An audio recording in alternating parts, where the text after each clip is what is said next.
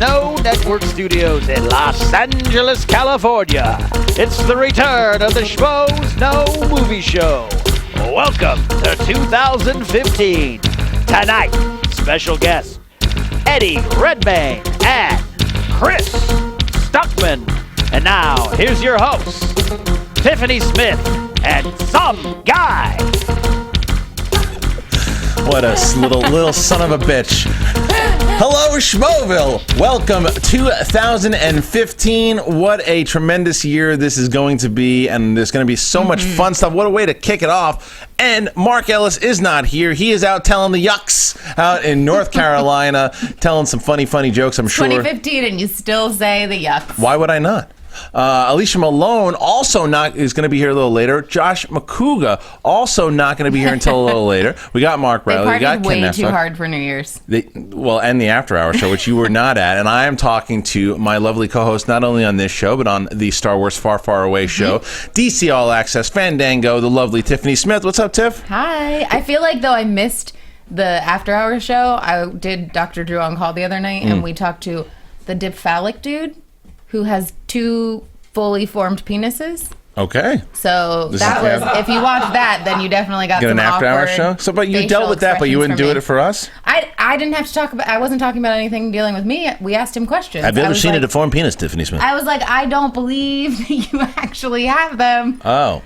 Has anyone actually? Because last year he wrote on Reddit, did an AMA. Rolling Stone came to visit him, and I'm like, did anyone actually physically come to your place to check things out as they wrote the article? And he's like, no. And I'm like, and no one's written on any social media, because he says he's hooked up with like 1,000 people. Well. So you're like, how has this never like a freak come show. out? Like, well, you never know. People keep good secrets. Yeah, but that was awkward for me. This is going to be a very, very fun show tonight. Like Ken said in the introduction, how cool is it that potential not only Oscar nominee, but Oscar winner possibly of this year, Eddie Redmayne from The Theory of Everything is going to be calling in.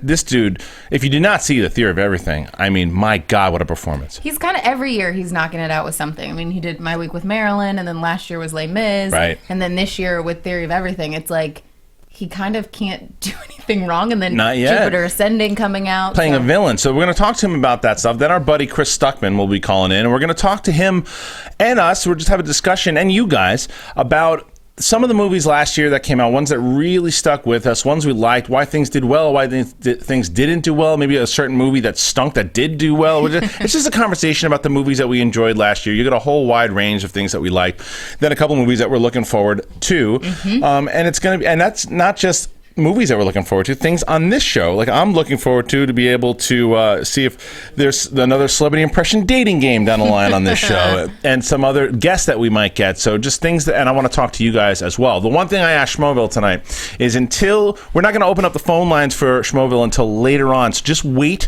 until I ask you guys to call in, please, because we obviously want to get Eddie Redmayne on the phone, and that's the way the phone lines are working here today. So please keep them empty. But we're going to get to the news in a little bit. What I want to do is, I think because we don't have anybody here right now. Hang on. I've got a question, Christian. Yeah. It is the new year. It's 2015. Yeah. What do you got? Did you watch White Christmas over the holiday? I have an answer for you, and it's coming up after the break. I want to bring in today, because we don't have anybody here. We don't have a co-host. Wouldn't it be nice to have a co-host? No. Cody! Upham! We're going to give Upham a shot we're going to give Upham a shot tonight. I thought you were going to say something else. No, we're going to give Upham a shot. Upham is going to be here tonight, and it's about time. The kid's going to get a shot, because if you did not watch him on Schmo Plus, he and Josh the Engineer and Copster, they did a top 10 list also. He's got a lot of great opinions, and it's about time the kid gets the mic. Look at Christian saying nice stuff. Why not? Never happens. So, Cody, why don't you give us a breakdown? We'll start with you first before we get into the news about some of the stuff that you really enjoyed in 2014. Yeah, sure. I'll start with, first off, I liked X-Men Days of Future Past a lot. I liked... The IRS is breathing down my neck like it's some kind of personal vendetta against Bobby Finstock. It's Bobby Finstock. No. Oh, wait a minute. Bobby Finstock. What is this? Bobby Finstock. No. There he is. Sorry, Cody. It looks like it was nice seeing you while you were here. The myth, the legend himself, Giving kicks to up him right in the rear end. Why don't you sit over there, buddy? He's wearing a ribbed turtleneck. It is the one and only Finstock. Boy. How are you, my good friend? All right, there you go. Take your time. Happy New Year, everybody. Oh, that's very nice of you. How are you? I like the turtleneck. You look very collegiate He's tonight. not staying for the whole show, is he? Bobby Finstock is going to Silk. be our co-host. No, he's not. Yes, he is. Yeah, I almost called in and was like, I can't make it tonight. I should have gone with my instincts and not come in. I turned over a new leaf. I've spent 2 hours across from this dude. Yes. Now, wait a minute. Christian! You spent 2 years with him. You love him. Now, listen. Finstock. Now, what did you say? You're here for a new leaf? Yeah, I turned over a new leaf for the whole 2015. Happy New Year, buddy. Okay. Yeah. Mm-hmm. All right. It's new for me. I don't know what it is yet, but it's new. It's going to be new. Okay, well, here's the thing, though, with Finstock. What you don't realize is he actually knows a lot about film. He knows about the business. If you watch him on Box Office, as insane as he is, he knows a lot of stuff. Why would you do this to me for the first show back in 2015? Let's ask yourself that question again.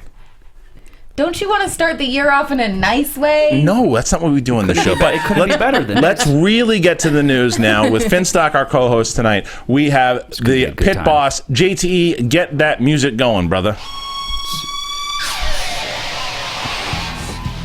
Silk. Flying blind tonight with no headphones. I'm Ken Apsuk, and these here Schmoes No headlines brought to you by schmoesno.com, your source for movie news, reviews, and clues. We are back, and if you're hearing my voice now, then you have survived the nuclear holocaust that resulted from the interview playing in theaters. Congratulations. Now grab a shotgun and some beef jerky. We're fighting our way to Terminus. Since 2006, the Marvel movie machine has rolled through the pop culture landscape like a hippo devouring its competition and shitting out gold. But their Ant-Man production has been perhaps the most scrutinized and seemingly maligned movie of their current run, what with its offbeat casting choices, director problems, and the overall thought that the making of a movie about Ant-Man makes you that jerk of the party that has one too many drinks and kills the vibe by telling all the girls if this were tender, I'd swipe left on your face. The first official footage of the movie was hotly anticipated, and the trailer was finally released this week, and it revealed that American actor Paul Rudd, who was hired to portray Scott Lang, the man who becomes Ant-Man with the help of Michael Douglas's Hank Pym, does in fact portray Scott Lang, the man who becomes Ant-Man with the help of Michael Douglas, Hank Pym. The entertaining clip seemingly sets the film's tone as tongue-in-cheek and self-aware, with Rudd's trademark sarcastic, unfazed by all humor certainly intact. Douglas looks sharp, and the action looks up to Marvel standards. And Evangeline Lilly's much-talked-about hairdo is the best short haircut since Alicia Malone told her hairstylist to take it off, take it all off. The film hits theaters July 17, 2015. The 2015 Producers Guild Award nominations were announced this week. Okay, you guys have fun with that. Viola Davis has confirmed that she was already believed to be what is already believed to be true, despite some professional movie talkers thought. She will be playing the character of Amanda Waller in the upcoming David Ayer-directed Suicide Squad. Davis told the website Nerd Report. Nerds, that she is working out her schedule for the project, which of course includes filming on the popular show How to Get Away with Murder. She went on to say that she is fascinated by the character and is looking forward to exploring her psychology. The movie, which is set to star Tom Hardy, Jared Leto, Will Smith, and a bunch of other pretty humans, is set for an August 5th, 2016 release because 2016 is jealous of 2015. Speaking of release dates, the only currency in Hollywood that matters, Fox announced a bevy of release dates for some of their upcoming chunks of film footage. The Channing Cha-Cha Tatum-led Gambit is set for an October 2016 release, meaning keyboard warriors now have a target date for their anti-Tatum scorn. The comedy Mike and Dave Need Wedding Dates will be released July 29, 2016. No cast is set for that movie, but who's sweating the details. The embattled Assassin's Creed movie has a December 21st, 2016 release because nothing says Christmas like murdering Templar Knights. Two key movies had their releases shifted. Fantastic Four 2 has been moved up a month from July 2017 to June 2017, making it 1 month closer to the impending failure of the first one. But the big shift was the next installment of the Planet of the Apes franchise being moved back by 1 year, going from July 2016 to Fantastic Four's 2 original release date of July 14, 2017, making Hollywood sound like one big horoscope. Remember when Michael Keaton was unfairly in the "What Happened to That Guy" category? Seems like a distant memory now. Deadline is reporting that Batman turned Birdman is circling a key role in the upcoming Kong Skull Island, which is set to star Tom Hiddleston and J.K. Simmons. No word on what the role will be, but it is the same role that would have been offered to Mickey Rourke 5 years ago or John Travolta in 1994. Scarlett Johansson is now a certified action star. She's bona fide. She's a suitor. Following her success as Black Widow and a gender be damned $459 million take for Lucy, the smoky cool bombshell has signed on to star in the DreamWorks-led adaptation of the Japanese anime property Ghost in the Shell. Snow White and the Huntsman director Rupert Sanders is set to helm this project, so hide your girlfriends. Bill Wheeler has the script, which will be about a covert ops unit from the Japanese National Public Safety Commission, and at some point an octopus will have sex with a dancing girl. Wait, sorry, wrong kind of Japanese anime. No release has been set for the movie. One of life's great questions has been answered. The upcoming movie version of 50 Shades of Grey has officially been given an R rating by the MPAA, so don't sell your trench coat. The movie rating is based on the movie containing, quote, graphic nudity and, quote, unusual behavior, which is also my bio on LinkedIn. The movie will hit theaters this Valentine's Day, so you will still have time to pull the book out of the trash can and finish it. In TV news turned movie theater news, HBO announced that the final 2 episodes of last year's 4th Game of Thrones season have been digitally remastered to fit the IMAX format, and they will be released in select movie theaters during the last week in January, along with an exclusive trailer for the upcoming 5th season. So now you'll feel like you're actually right there as Ser Jorah Mormont cements his place in the Khaleesi's friend zone. The new episodes will be released in only 150 theaters nationwide, which makes it seem like North Korea is afraid of dragons. I'm Ken Apsuck, and those are your Schmoes Know headlines, brought to you by Schmoes Know. Hey. All right, a lot of good headlines, a lot of news that we can talk to before we get Eddie Redmayne on the phone. Now, the first thing I want to talk about, some of the stuff maybe that Ken actually didn't cover, was the fact that we have the Oscars coming up. This is something, by the way, Schmoville, for you guys to get in the conversation, whether or not you're on the Facebook group Schmoville. If you're not, go and request to be a member there, and you can be a part of the live chat there. There's a live chat going on the YouTube live stream.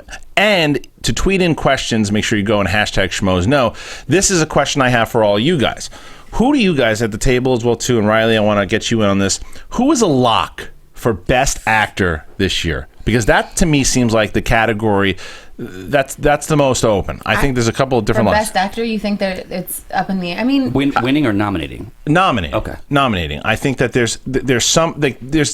Here's my opinion. I think, first of all, Keaton's a lock. Yes, Keaton's a lock. I think Eddie Redmayne's a lock. Yep. I think that Benedict Cumberbatch is a lock. I think, and then there's I think Bradley Cooper. What, Bradley Cooper for American Sniper? You think he's a lock? Absolutely. I don't think he's a lock. I think he's an outside shot. I'm missing somebody Simmons. big. No, that's Best Supporting. Yeah. J.K. Simmons is not going to get best actor. I mean, Carell. Gyllenhaal's up. Carell. I think is a close lock, but I think that you're going to have Gyllenhaal might go in there. Mr. Turner has got a shot too, but I don't tough. think it's. I really don't think though. Oh, David Oyelowo. David Oyelowo for Martin Luther King. By the way, Yeah. I think he could win the damn thing. I can't believe I forgot about him. I just saw the think movie. so, though? Yeah, I movie just might saw sweep it. everything. I'm telling you, man, I just saw Selma recently. That is one of the most powerful performances out there. So David Oyelowo, I'm getting his name right now, is he's a lock. So those are your locks. It's the outside shot. Is it Gyllenhaal that gets in there on the 5th spot? Finstock, who gets in there? I think Bradley Cooper gets in there. He was fantastic in this film. And I liked the film, too. Over Gyllenhaal? Yes. Wow. Well, I mean, Nightcrawler, to me, is a little I'm overrated. trying to think of all the movies though that are in the mix, and it's like what film kind of genre is missing, and there isn't really in the ones that we think are locks. I feel like Nightcrawler, not that it's the same themes, but Nightcrawler and Birdman have that like indie vibe, where to me it feels a little bit more like we might get JT, look Bradley up there. Cooper. JT, look up there. Is that what we're looking for? I want to make sure. Sorry, Tiffany, but I want to make sure that that's... Yeah. Yeah. So, okay, yeah. I'm gonna go with Bradley Cooper. Bradley Cooper. Okay. I want prize one. I want to talk to Riley here. Riley, who's our 5th spot? I Let's get your haven't mics seen off. American Sniper. I really want to see it. You want to see? But Okay. I surprised think me. It's very good. I really hope Jake Gyllenhaal. You think gets in there, Gyllenhaal? And I think he has a very good chance. He's Got a couple of out of left field noms. Coming up. Yeah, that's happened so that far. are giving him that power. Yeah, and he's gotten into the Golden Globes. I didn't think he was getting nominated for that. SAG he got nominated for. Yeah. So I do think Gyllenhaal will be the 5th spot. I think Bradley Cooper was amazing in that movie. He's great. But I don't, and I think that there's maybe a little Oscar fatigue with Bradley Cooper as well too. That's possible. So that's that. How about Best Actress? And this is a little different. I know. I think if I'm going to just throw some names out there, Okay. you got again from Theory of Everything. Help me out, Felicity Jones. Yes. Amazing. Felicity Jones, Rosamund Pike, Reese Witherspoon, Jennifer Aniston in Cake was great. I think Jennifer Aniston. You know what the theory is? When guys play mentally handicapped, they get their Oscar. When girls wear no makeup, they get their Oscar. Or nomination. Yes. Okay. How do you feel about that? I mean, you agree with that? with the makeup thing, And Charlize Theron. there's definitely something where it's like, I think that there is a mindset in Hollywood where it's like, if a woman is willing to like ugly herself, then it's like when a guy loses weight or when a guy puts on like some other character role. I feel like it's because it forces you to see them outside of what we know them as. Where Right. it's like you're used to seeing them on the red carpet all glammed up, and when you see them in a film and they pull it off and you don't watch a movie and say that is whoever, Julia Roberts or whoever it is, then that's when people really start to Right. get the buzz around them as actresses. A lot of Rosamund Pike's here. Pike, Jones, Witherspoon. I think Reese Witherspoon has a really good chance. Everyone in the chat board think that Rosamund Pike should win. I think she was great and absolutely deserves a nomination. But for what? Julianne Moore. Oh, Julianne Moore is the winner. I'm still forgetting. Both times I forgot. Julianne Moore will win. Did he give it to Meryl Streep again for Into the Woods? I don't know if they're going to get it. No, that's great for Best Supporting Actress. I don't get the whole. I saw Into the Woods. I don't get the whole thing of the Oscar buzz around that. Hey Ken, can we just make sure because and I want to JT. Are we? Yeah, because what I'm worried about, Schmoes, make sure you guys are not calling in right now. Do not call in until around 7:15 or so, because tonight, just the way the phone lines are, they're a little iffy, fishy, stinky. So let's get into some of this news that we had tonight. Ant-Man. Tiff, thoughts? I didn't love the trailer. Okay, how come? I just felt like you didn't get a lot from it.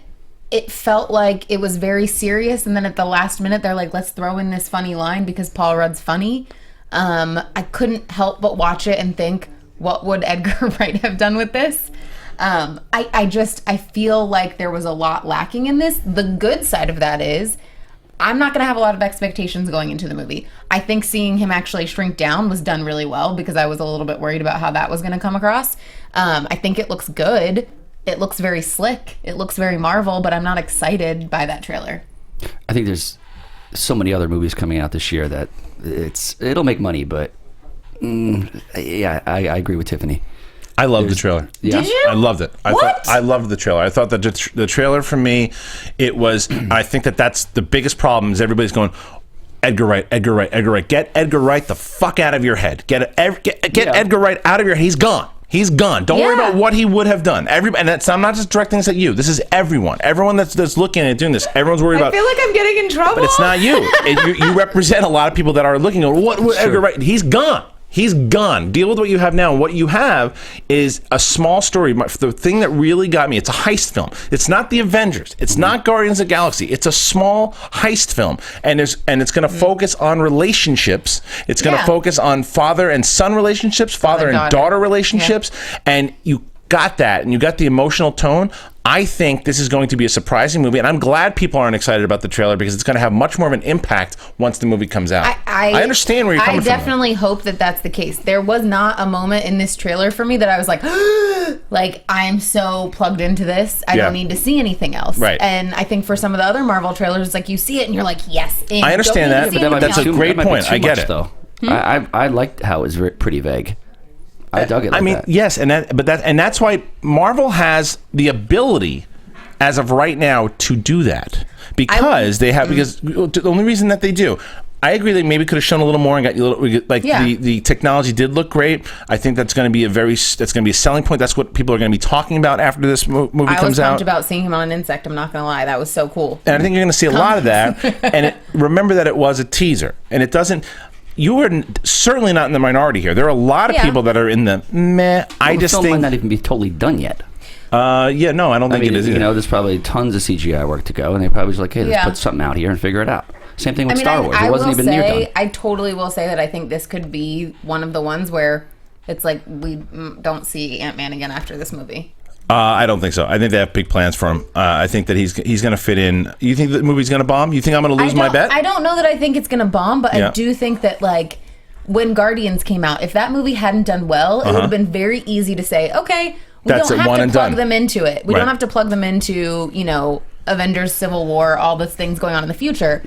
I have a feeling that they're doing this film, and especially because when it came out, Ant-Man was supposed to be the first film of Phase 3, and now it's the last film of Phase 2. I know, that's weird. I didn't realize that was the case. Yeah, and that to me says they're unsure about it because they don't want it to be the one that kicks off the new phase of Marvel. Yeah, but Marvel always, they hit grand slams with nobody on base. I mean, everything they put out is a smash. Here's some, at Outlaw Noah says, I love seeing the comedy of the film. You have Paul Rudd and not some of that tongue-in-cheek comedy. At Myler's FTW, the trailer didn't blow me away, but I'm still excited for the movie. The movie dudes, I like the Ant-Man trailer. At Quiet Time Aquino, the Time Lord, I agree with Tiffany's tweets. I liked the Ant-Man trailer. I didn't love it. Still excited for the film, though. There's a lot. I mean, it's mixed, for sure. Now, before I want to move on just a little bit because there's a few topics that Ken talked about that I really want to discuss. Well, actually, you know what? Riley, what'd you think of the Ant-Man trailer? I didn't talk to you about it yet.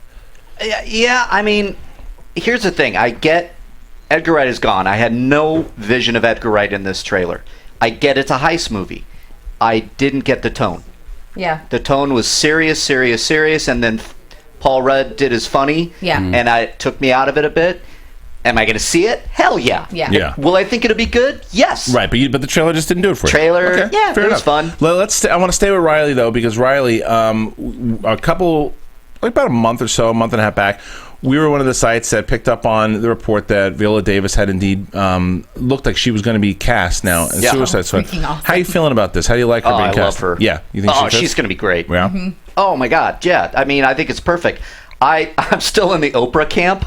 I would have loved to see Oprah do this. It would have been batshit insane. Yes. But I agree. We got Viola. This is fantastic. Tiff? I am really excited about this casting. I mean, I think if you go to the comics, throughout time, she has progressively become a more fit character. Because they call her Amanda the Wall Waller. Okay. Like, that was the nickname. That she was like a big, imposing woman. And not that Viola is, but I think she definitely brings that presence to the character. Yeah, she's because powerful, yeah. She has to manage all of these outlaws, like all of these renegade villains who are like trying to accomplish the task that she puts at hand. And she has to actually intimidate them. She can't be a pushover. And so I think seeing her in that role, I'm like, yes, I buy it. And just question. her eyes and the way she gets about it. She's a fantastic actress, regardless. What do you think? So you like this cast? What do you think about the? You should be part of the Suicide Squad. I probably should be. Yeah, probably play the Joker. Yeah, the Joker. You'd be diabolical enough to stop the Joker. Yeah, that's true. I think it's very interesting. I mean, to see who's stepping in for the Joker again. Who's the guy? What's his name? Jared Leto. Yeah. He'll be able to pull it off. Yeah. Well, I don't even think he's going to have that big of a role in this. I think it's just to set him up overall. It's big shoes. There's rumors that he's going to be the villain in it, which will be stupid, unless, of course, that they're setting up the origin story of how the Joker and Harley Quinn get to be. Maybe they're doing that inside of it. I don't know. It could potentially be that he is off doing his own thing, and she needs to assemble the Suicide Squad to take him out. Right. But they're like frickin' Fractos too. What? Harley Quinn and So I mean, and then at the very end, she wanted to leave it with him. Do we know Stockholm syndrome? That Harley is officially with the Suicide Squad? I thought so.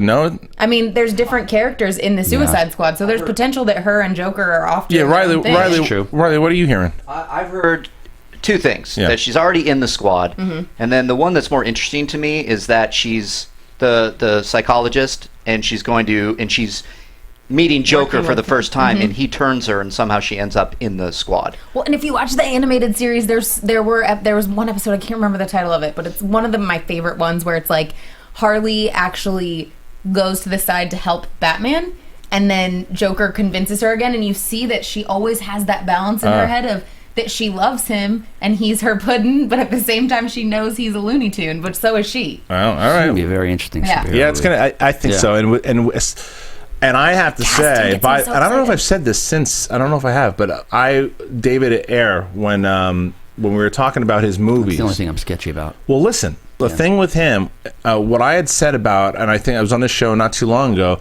the only movies he wrote Training Day. Yes. He did Sabotage, which is goffish. Yeah. And the End of Watch was good. And Fury. That was the one, though. Yeah. I hadn't seen Fury yet. And I had just seen Fury. I really enjoyed Fury. I think I'm happier with him on board because I think he's in a groove right now. When you look at how that team was built in Fury and how well he handled all of those actors and how, though it's a Brad Pitt movie, it never felt like a Brad Pitt movie. It was like each of them had their moment. Each of them was important and carried the film. And so that, to me, I'm like, if you can pull that off with those actors. And he kept LaBoots in check. And I'll tell you what, another thing about he cried every scene. He was fantastic Shia in that LaBoots movie. was the best part of that movie. I agree. And it pains me to say that, but he was really. Did you see his Sia music video? No. Some of the it was a little overdone directorial wise, though. I thought there was a little. I don't know. I dug the it. very beginning, there was the moment where it's like, we want you to see that this tank is called Fury, right? And it's and there running was over like people 2 or 3 and shots of the name on the like tank, and I was like, okay, that's kind. But then after that, I was in. And they flatten the guy like under the tank. It looks like he got run over by like in a Bugs Bunny cartoon. Flat to the ground. No, I just want to see what's It's going a on. little much. Okay. I enjoyed it. Now, there's a couple other things here that. Was anybody, Tiffany, I know that you do your own Game of Thrones podcast. Yep. And normally we are a full movie show, but we're putting a television show in a movie theater. Yeah. How do you feel about Game of Thrones being put in IMAX? Yeah. I am excited about it. I think it will be fun to see it in that setting. But at the same time, it's like, I watch Game of Thrones with a group of friends anyway. And I think that's the whole part of seeing a film in the theater that's more fun, where it's like you have an audience, you have like friends with you watching, and you're like, oh my God, did you say that? Right. So I'm excited about it, but I'm not like, oh my God, this is the coolest thing ever. If they were like, we're going to premiere the first episode of the next season in theaters, then I would be over the moon excited about it. Ken, you got something? I just say this is a test run for what they want to do with eventually a movie. I think you're right. Well, not only they could end the whole series with a movie if they wanted to. Now, the thing with that, going off Tiffany's point, you test it out. You see how it's and if maybe next season they actually shoot some scenes in IMAX. This wasn't shot in IMAX, so. Correct. So by actually shooting a couple scenes in IMAX, look, Game of Thrones is the show that you do this with, because Game of Thrones is essentially it's a movie. To that scale. What they did at Blackwater, that normally is not allowed, should happen in television. Yeah. It looked like film. It looked real. Never once did I go, oh, that's just television. Like I was expecting. Remember the Hercules with Kevin Sorbo? That's what I was expecting. Great show. You love that show. Yeah. And the Battle of the Wall was very cinematic. Yeah. Well, Charles Dance, Tywin Lannister, has hinted that he's not done being Tywin, and that some of it could be some stuff in movies. Right. I think that doing it where it's like, even if these were the last 2 episodes of the season and they aired for the first time in a theater, I would be more excited about that. Even if it was the same night as they aired on television, I would go to the theater. Yeah. But because I've already seen them, I mean, I guess like I rewatched the season before the new one airs, so I think there's a part of me that's excited about it, but I'm not like, I gotta go, I gotta get my tickets right now. HBO's a paid channel, though. I mean, you pay for it to begin with. Do people really want to pay $15 to $17 to go see it in the theater? I mean, I don't know. I don't think I would. No. I mean, like we were watching Sopranos. We used to watch it religiously at this guy's house with a bunch of people. Whose? Yours. Oh. Yeah. So, would I have watched the season finale or series finale in a theater? Probably not. No? No, probably not. No. But I also think Sopranos is different. Very convincing. Unless somebody bought me a ticket. My chick. Sopranos is totally different though than Game of Thrones. Well, yeah, because that's cinematic, of course. Yeah. Yeah. So someone just asked if we pulled off that mask, would you die? No, I gotta back up. You got a backup face? I mean, my hair and beard are out of control anyway. It wouldn't be that much of a difference. The hair's coming out of the back. It's fantastic. It's out of this world. It looks like you look like a character in Rocky V. Yeah, pretty much. Like one of his friends. I feel like you must be like sweltering in there too. No. Point. I don't really. I'm temperature controlled. I'm good. Yeah. My body's at 70 all the time. It's at 70. Yeah, 70. Very interesting. So it's like, it's Southern California body. Yeah. Okay. Couple things here before let's move on just a tad, because we'll hit one or two more stories, and then I actually want to start into this conversation in 2014. We real quick. I know a lot of people have been asking me. I talked about it on AMC Movie Talk, so I'm curious about what you guys think. Planet of the Apes moving back a year. Does this make you sad? Does this make you happy? Riley's got a stink face. What's your stink face all about? Caesar needs time to recover. Boo! I want it now. Of course, but do you understand why they're doing it? Yeah. Yeah. I get it. And you know what? Take the year, make Do it your thing. awesome. Yeah. Make it the best third movie in a trilogy ever. Like Matt Reeves. Let's trust him. I trust him. He needs a year. Completely. Give him a year. Yeah. No humans this time, maybe. It's probably they're going to get less and less. They have to. Yeah. They carry the monkeys carried the movie. Very nice. I also think, we've talked about this, just talking about Andy Serkis and the fact that he's so busy, and The Jungle Book and Animal Farm and his own production company and Star Wars and the Marvel movies. Right. And so I wouldn't be surprised if he's like, I need a little time, and they're like, we're gonna push it back. We'll push it back for him. I don't think it's Andy Serkis. It's Matt. I think it's Matt Reeves. I think Matt Reeves. The reports were that that he's asking for more time to develop the story. Yeah. And I'm sure Andy Serkis is probably like, okay, cool, because I have overloaded. I have my own stuff that I'm directing. Yeah. Sure. Star Wars. You have Age of Ultron that he's in. He's probably going to be in the Black Panther movie too. I'm hoping he continues on into other movies in the Marvel universe. Star Wars. Who knows? Yeah, I think he's going to be the main villain in Star Wars. Who do you think he's going to be, Christian? He's going to be a character in Star Wars. Yeah. I believe. Wow! I just gave you the opportunity, and you didn't. I don't know what you're talking about. They don't want this movie to be like the Bad News Bears go to Japan. You know what I mean? That was a great film. No, that was the third one. That's horrible. The first two are fantastic. Speaking of which, let me bring that up, and I forgot to bring this up on Ant-Man. So did you watch our Ant-Man review? No. Okay, so I have to bring this up. The trail. It'd be a lot cooler if you did. Yes, thank you, JT.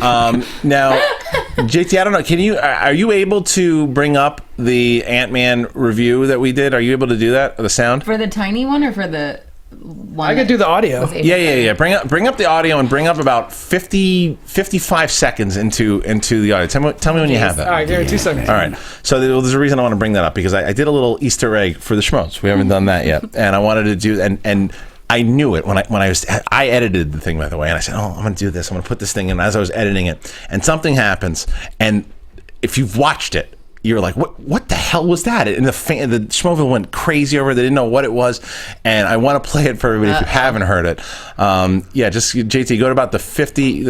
I know you got to wait for the stupid ad to go. Man. So we're gonna get to that in a second, because I'm gonna do a little contest. Now, also something else that I want to let everybody know, during the break, we put on our store a Schmoes Know Star Wars shirt. Mm-hmm. There was a lot of you guys that bought them, and we're gonna do a contest with you guys. Once you guys get the shirts, they're gonna start shipping them out very soon. Take a picture with yourself. Do a selfie of yourself with that shirt on. Do it very creatively. We're gonna do a selfie with yourself. Do a selfie with yourself. Do a selfie with the shirt on. Somebody else could take the picture. Okay. Somebody else can take the picture. But do something creative with it. We'll pick one winner, and you're going to get Blu-ray sets, posters. You're going to get Mark Ellis's CD. There's going to be and the best thing is you're going to be able to call, and you're going to be a guest interviewed by myself, Tiffany, and Mark for a half an hour on the show. So make sure you do that. And we're going to be doing more contests like that on our new store, which we just opened up a whole bunch of things. We're going to be doing new designs every 2 weeks. There's going to be a little Bobby shirt coming out really soon. There's going to be a lot of cool things. Okay, so JT, is it ready to go? Okay, so this is the review. Now turn it up and listen for a little bit here. Good job, JT. Excited for this heist film. I'll tell you why I like the trailer. Michael Douglas. I like anything Michael Douglas does, and the fact that that's the guy who's more or less he's narrating this story, or at least you can hear his voiceover talking. One more time. Look at Tiffany's face.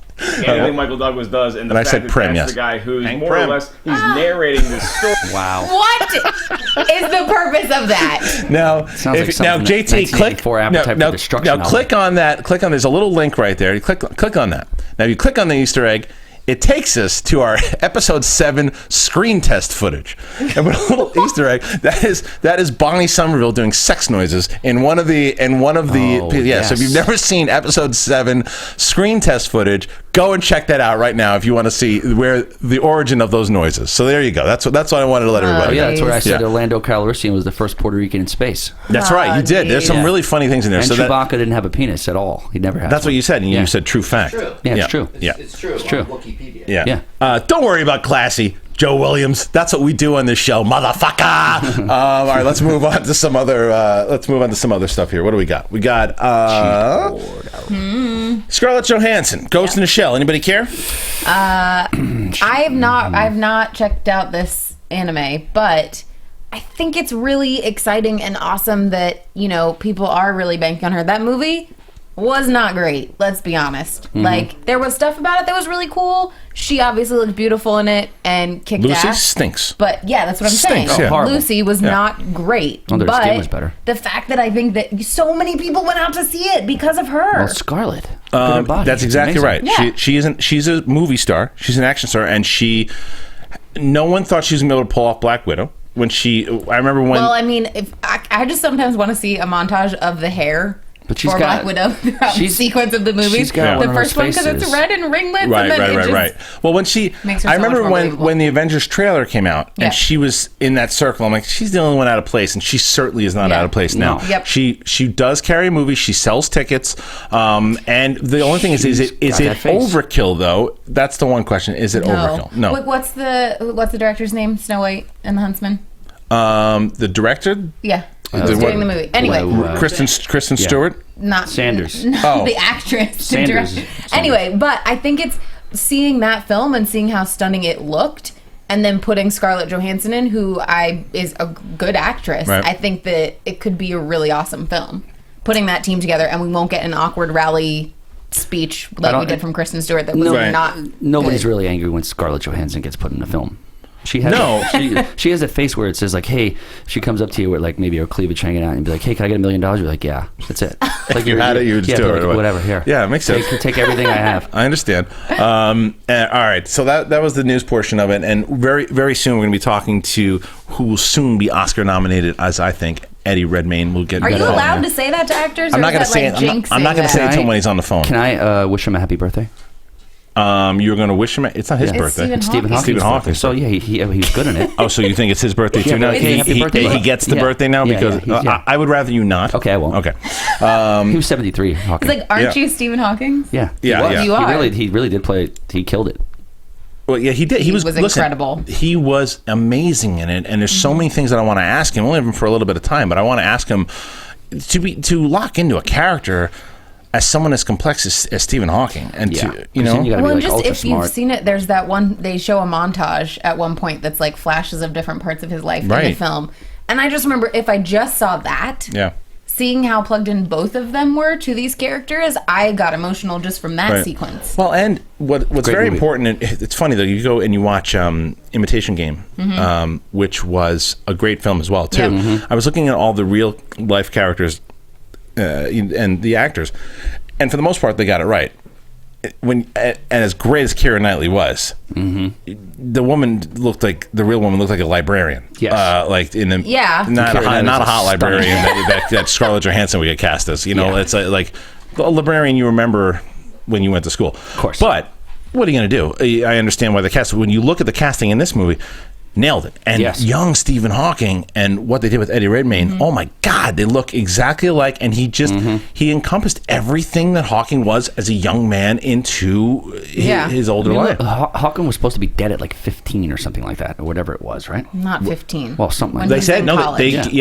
They said he wasn't. They gave him When like a he year got or two. diagnosed, it was like Yeah. less than a year or something. Yeah. I mean, now he's 73. It's incredible. Something must be going on. He must be dating hot chicks or something. Something to keep. Well, He he's is a dating hot ladies' chicks, man. apparently He is a ladies' man. I read something about his second wife. That just there's like a back and forth. There's like a strange. Now he's got a girlfriend. He's married to Scarlett Johansson. He could probably pull Scarlett Johansson. He's that smart. He's just super smart. I mean, look, he'll send somebody in a black hole, and that's the end of it. Yeah, and that's it. Yeah, that's it. Maybe there's just different versions of him. Very simple. Over and over and over again. I believe you were born out of a black hole. Oh yeah, it was.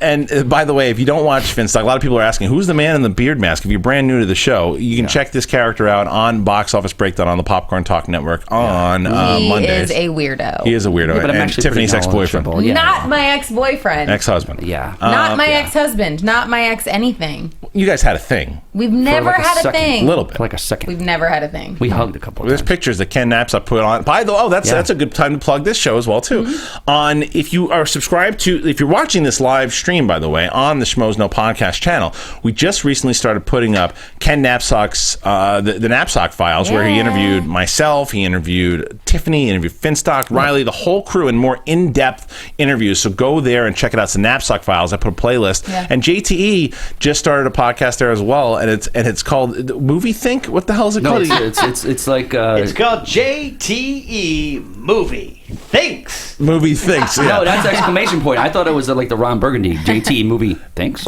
As much as I like to give him crap, and even though he called me and said he paid homage. What did he? Not homage, but a homage or something. As much as I like to give him crap, two things I have to give JT a lot of credit for, and the first is that montage he put up. It's fantastic. Oh my God, it was so good. I took it off of Schmo Plus and I put it on the main channel, and it's great. It's a yes. Yeah, thank you, Mark. They should throw that on the Oscars.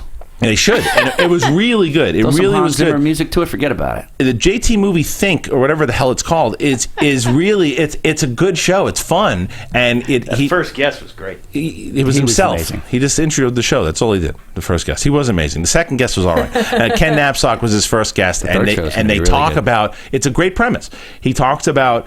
What is the last movie that you've seen? It could be anywhere. Yeah. You literally could have just been watching something on your phone on Netflix or whatever it was, and then you talk about that movie. It's a really smart idea. JT did a great job putting it together, and that will be on this podcast channel as well every week. This is like a new year, a new Christian. He is being so nice. Oh, he'll screw up 10 minutes later, and I'll give him Yeah, but you know what it is? I was on yesterday, and we You're my number one guy.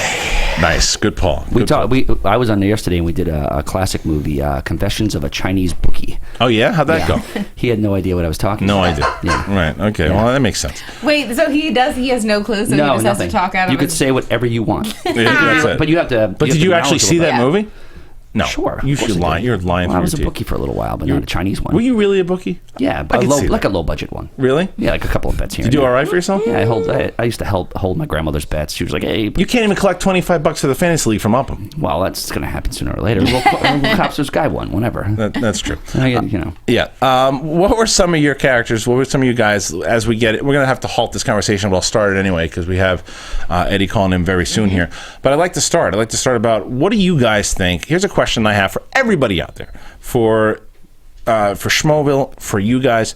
Was Guardians of the Galaxy, even though it looks like it's going to be the number 2 movie of the year now under Hunger Games, it looks they'll like give it because yes. Well, in money wise, so yes, it was a good movie for the amount of money that it made. Yeah, was it a bit overrated? Just a question. Yes. For everybody, I want to know. You do think, and you liked it? I did like it, but you said it was overrated. Yes. Okay, why so? I thought it was pretty cheesy at times, and I thought there was a lot of filler in it.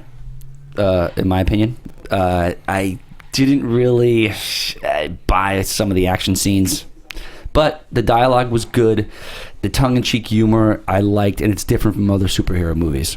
Okay, well, I want to put you on hold right now because as we are now going to be privileged enough, standing on the line right now, we have Eddie Redmayne from Theory of Everything. Very, very excited to have him online. Eddie, are you there?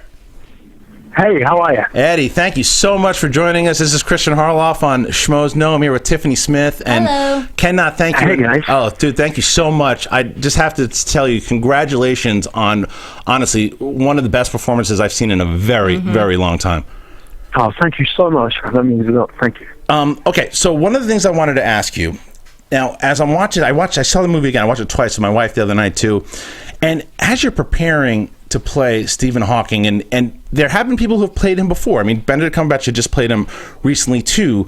When you are approaching this role and you're offered this role, what's going through your head? Is there hesitation to go, well, people have played it, what am I going to do differently? Talking to the man, like, what goes into the preparation to play Stephen Hawking? Well, to be honest, when you're trying to basically when you're reading scripts and you're being sent these scripts, occasionally you stumble across a gem, and when you do, and the story's as interesting and as unique as The Theory of Everything was, I thought it was going to be a biopic of Stephen's life, but actually it was this incredibly complicated and sort of passionate love story about two formidable people. You just try and win the job. You just try and persuade people that you could do it, and you don't really think about the idea that you might actually get the job. And so the process of sort of auditioning or aspiring for something is very different to then when, if you're lucky enough, as I was in this circumstance, to get the job, you then have this moment of excitement of getting it, followed by the crushing sort of weight of responsibility, and then you have to sort of readjust and think about how you would approach it. And how difficult is it? I mean, you were in My Week with Marilyn, and Michelle Williams really became Marilyn. Did you take anything from that and seeing it? Because it's not, when I watch it, it's not Eddie Redmayne in this movie. It's Stephen Hawking. So was there anything watching her really fall into that role that you took away into this movie? There was. For me, when I watched her do that film, the thing that interested me was that she decided to take an old school approach to it by surrounding herself with specialists, and so she had a voice coach and a movement coach, and that idea of really getting technically specific about the different aspects of what building a character is, I found riveting, and I just watched from a distance on that film, but it was an approach that I try to take on this, because if you're playing someone who the public have a perception of and a knowledge of, you sort of have to start with the technical and then lead to the more emotional place. Well, yeah, and Eddie, I also wanted to ask you, like, as an actor, for someone who's not in the acting space here, and when you're watching these performances, like, sometimes you'll watch an actor and maybe that person doesn't exactly click into that role, and you can tell maybe they just didn't feel it, that maybe they thought the way that they were going to when they were cast. But you obviously really honed in and captured the essence of Stephen Hawking. At what point do you say in your head, as you're going through it, oh yeah, I got this. I really understand what this guy was all about. Or do you even get to that point ever? Unfortunately, you never get there. And the reason you never get there is because part of that process when you're playing someone who's living or real is that you have more documentary footage at your disposal than you can imagine. So I had every bit of, every image, every bit of footage of Stephen all on an iPad. And because we weren't shooting the film chronologically, James, the director, James Marsh, allowed us, Felicity Jones and I, to see the dailies, the rushes, the footage, and in order that we could track what the sort of character arc and the physical arc of these characters were. And so what happens is every night you're seeing the footage, and you've got these amazing makeup designers and costume designers really helping you look as close to Stephen as possible, but then you have the real footage on your iPad, and you're sort of hoping that these two things are going to merge, but then of course they never do, and you can get close. So it's ultimately the process while you're doing it is frustrating, and it's only when you see the film as a whole. Even actually, the first time I saw the film as a whole, you didn't necessarily get it, but a couple of times of watching it, you realise that of course you're never going to be able to mimic him specifically, but you get close enough. And I mean, what has been your interaction with him? Because today is his birthday, actually. It is his birthday, yeah, it is indeed. And it's also Galileo's birthday. Wow. Stephen always makes a big point that he was born 300 years to the day after Galileo. Makes sense. It makes sense. Because of obviously the horrible disease that Stephen that he's gone through. You. Talking about encapsulating, I totally believe that you were also suffering from the disease. When it was over, it's so physical. Like, how does your body deal with it after the filming's over? Did you feel yourself, how did you come out of that? I mean, as part of the process of prepping for the film, I spent 4 months meeting people with ALS and witnessing the reality of that disease. And in preparation, I worked with a dancer, a woman called Alex Reynolds, who helped basically train my body to be able to sustain some of these positions because when you do take after take, you sort of need to be able to sustain them for extended periods. And at moments it was uncomfortable, but the thing that the process of researching the film did was it just, every day I was able to get out of the wheelchair at the end of the day's work, and you were constantly aware of how lucky you were. And that was one of the major things I took away from this film, was really being aware of how lucky you are to be in good health. Well, and there's that one scene where he's giving the lecture, and, you know, it's kind of like a dream sequence where you go from sitting in the chair and your body really being distorted from the disease and then going back to the original state. It was so incredible. So I think that, I mean, obviously the dancing instruction helped a lot. How long did that... Sorry, go ahead. Do you know what? That was a scene that it was read so beautifully in Anthony McCarthan's script. It was always because it was this idea that, you know, what we know of Stephen, he has such optimism and such vivacity. But that scene for me was always just placing towards the end of the scene, reminding you that whatever and however brilliant and optimistic he is, let us not forget for a second that notion of the smallest thing of picking up a pencil, or that we take for granted, shouldn't be forgotten. And it was a scene that I found so beautiful in the script that I had fear of. Because it felt like it was a sort of big physical scene. But in the end, it was the last scene that I rehearsed, really, and actually I just ended up basically going backwards through the disease, and it was a very simple scene to shoot in the end. It's crazy. And I know we have to let you go here in a second, Eddie, but I just wanted to ask you, and you have another movie coming out pretty soon in Jupiter Ascending with the Wachowskis. Now, you're playing a villain here in the sci-fi world. Can you tell us a little bit about the film? Yeah, absolutely. It was. I had the most extraordinary time making this film. It couldn't have been more different from the theory of everything experience. It was one of these, when you make a Wachowski's film, you sort of enter their imaginations, and the intricacy of the script and the worlds that they create is so unique. But like when I would have a costume fitting for the Hawking film, I'd have all the documentary footage and be able to come in with specific opinions, but when you turn up to play this sort of tycoon out in space for a Wachowski's film, you go in and you all of your sort of barriers and boundaries are let down, and you throw yourself into their world. It's an extraordinary kind of space opera, and it was a huge amount of fun to make. Yeah, it looks very interesting. And the last thing I have to ask you, because speaking of space operas, well, just not just space operas, but there's a few things here that I wanted to ask you, because obviously with all the press now and the great performance of Theory of Everything, and now with this sci-fi epic coming out, the big thing are the comic book movies and Star Wars. The first question I got to ask, that you're probably not going to tell me even if you did, was have you been approached for either a DC film, a Marvel film, or anything in the Star Wars? Any talks going on there with you? No, absolutely not. No, but in my time, I've auditioned for pretty much. You know, so I'm one of those people. I love those films. Like, you know how in the summer studios they all compete to try and advertise to people to get to go and see the huge summer blockbusters, and I'm like their sort of dream. I go and see all of them. So, that's a great. They're definitely films I enjoy watching. So I would never rule out the opportunity to be in one. But no, I'm afraid nothing at the moment. If you had your dream that you could take a DC movie, a Marvel movie, or Star Wars, if you had as a fan, which one would you want to be in? Oh God, that's too difficult a question. Let me go away, have a think on that, and I'll come back to you. Eddie Redmayne, good luck. I'm sure we're going to be hearing a lot of you in the next week or two. Thank you so much, my friend, for joining us on the Schmoes Show. Check him out, Eddie Redmayne. If you have not seen The Theory of Everything, see it immediately. Thank you so much for joining us. And good luck. Thanks Enjoy the season. Thank you. All right. Oh, cheers. See you later, guys. Bye. Oh man, that was so awesome. That dude rules. Guys, I'm not even kidding. If you haven't seen that movie, have you seen it?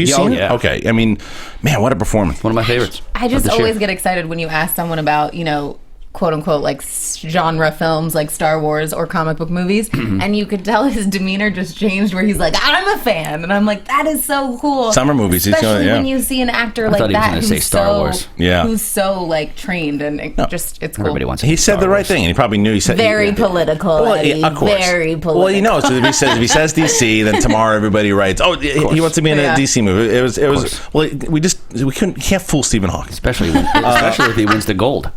And he's got a good shot. Yes. Okay, when we get back from the break, we're going to go to the break in a second here. We're going to have Chis Stuckmann joining us. Yes. And you characters will be able to see him because he's going to Skype in, and we're able to do that. If you were joining us on the After Hours show, we did that with Mark Ellis that night, too. Yeah. So you guys, Chis Stuckmann will be here. We're going to talk about some of the movies that we loved, that we didn't love, that we're looking forward to. So why don't you guys in the chat room right now, whether it be on Facebook, on YouTube, or even on Twitter, tell us some of the movies that you would like us to talk about of the movies of 2014, where they're overrated movies, where they're underrated movies, where they're movies that you are really looking forward to seeing next year and you want us to talk about.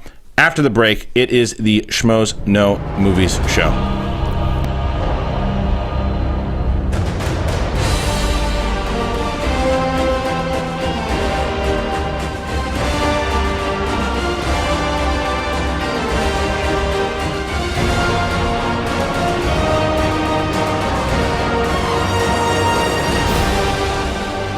Hey guys, Maria Menounos here, and I want to share my newest book, The Every Girl's Guide to Diet and Fitness, with you. Basically, every woman always stops me and asks me how I lost 40 pounds, so I decided to put it all in one book. Everything I did to lose 40 pounds step by step, and how you can too, is in here. I did it with no time, no money, and no willpower, and now I'm going to show you how to do it too. You can pre-order it on Amazon, Barnes & Noble, Target, Walmart, wherever books are sold, and it's out June 3rd. So I hope you guys love it. I hope it helps you in your weight loss journey, and please, please tweet me and update me on your progress at Maria Menounos. Thanks. What's up, Schmoville? It's me, the Wild Man, Josh McCouga. You guys know me from the podcast and Wild Man TV, but did you also know I have my own talk show? It's called Between the Sheets. I bring on comedians, TV personalities, adult stars, and we talk about everything, but mostly sex. So go to my YouTube channel, The Casual Mafia, subscribe, and see every episode of Between the Sheets. We done? Yeah, I'll be right there, sweet. Hi guys, I'm Sarah Stratton. I'm here with my wonderful co-host JT and Finstock. And we want you all to tune in for our show. We show on Mondays box office breakdown for the Popcorn Talk Network. We talk about all the weekend's numbers, all the big movies. What else we got, JT? We break it down, not only the numbers here, but we do domestic. We have a great game with foreign titles that Finstock runs, which is hilarious. This is your one-stop spot for entertainment and news. I got this Jennifer Lawrence story if you guys want to hear it really quickly. Of course. Yeah, none of your stories are quick. We have 20 seconds, guys. I need you all to subscribe on YouTube, download us on iTunes, and, of course, watch us on Mondays. Poof. Stand-up comedy, sketch comedy, screenwriting, radio, acting, professional wrestling, love, life. Ken Napzok, the producer of the Schmoes No podcast, has failed at all of these things, but his friends haven't. So join Ken as he makes his wonderful friends your friends, including some of your favorite Schmoes No characters as they discuss life, the universe, and everything on The Napzok Files. Available on Stitcher and iTunes. Hashtag The Napzok Files to join the conversation.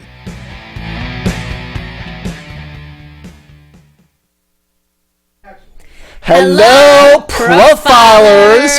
Welcome to Profiles with Malone and Mance.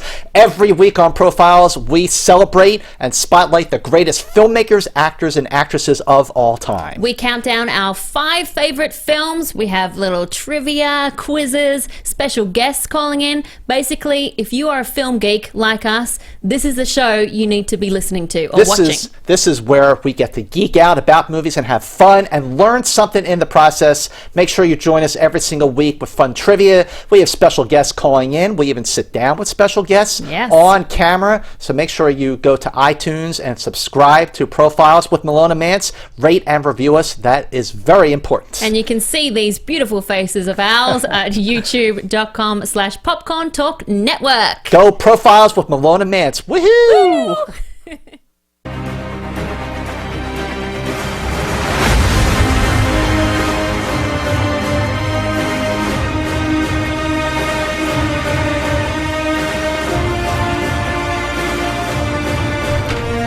All right, Schmoeville, we are back. The Schmoes Know Movie Show. Myself, Christian Harloff, Tiffany Smith, and who the hell is that? I'm Stephen Hawking. You ran around this question on the first half of the show. What'd I do? White Christmas.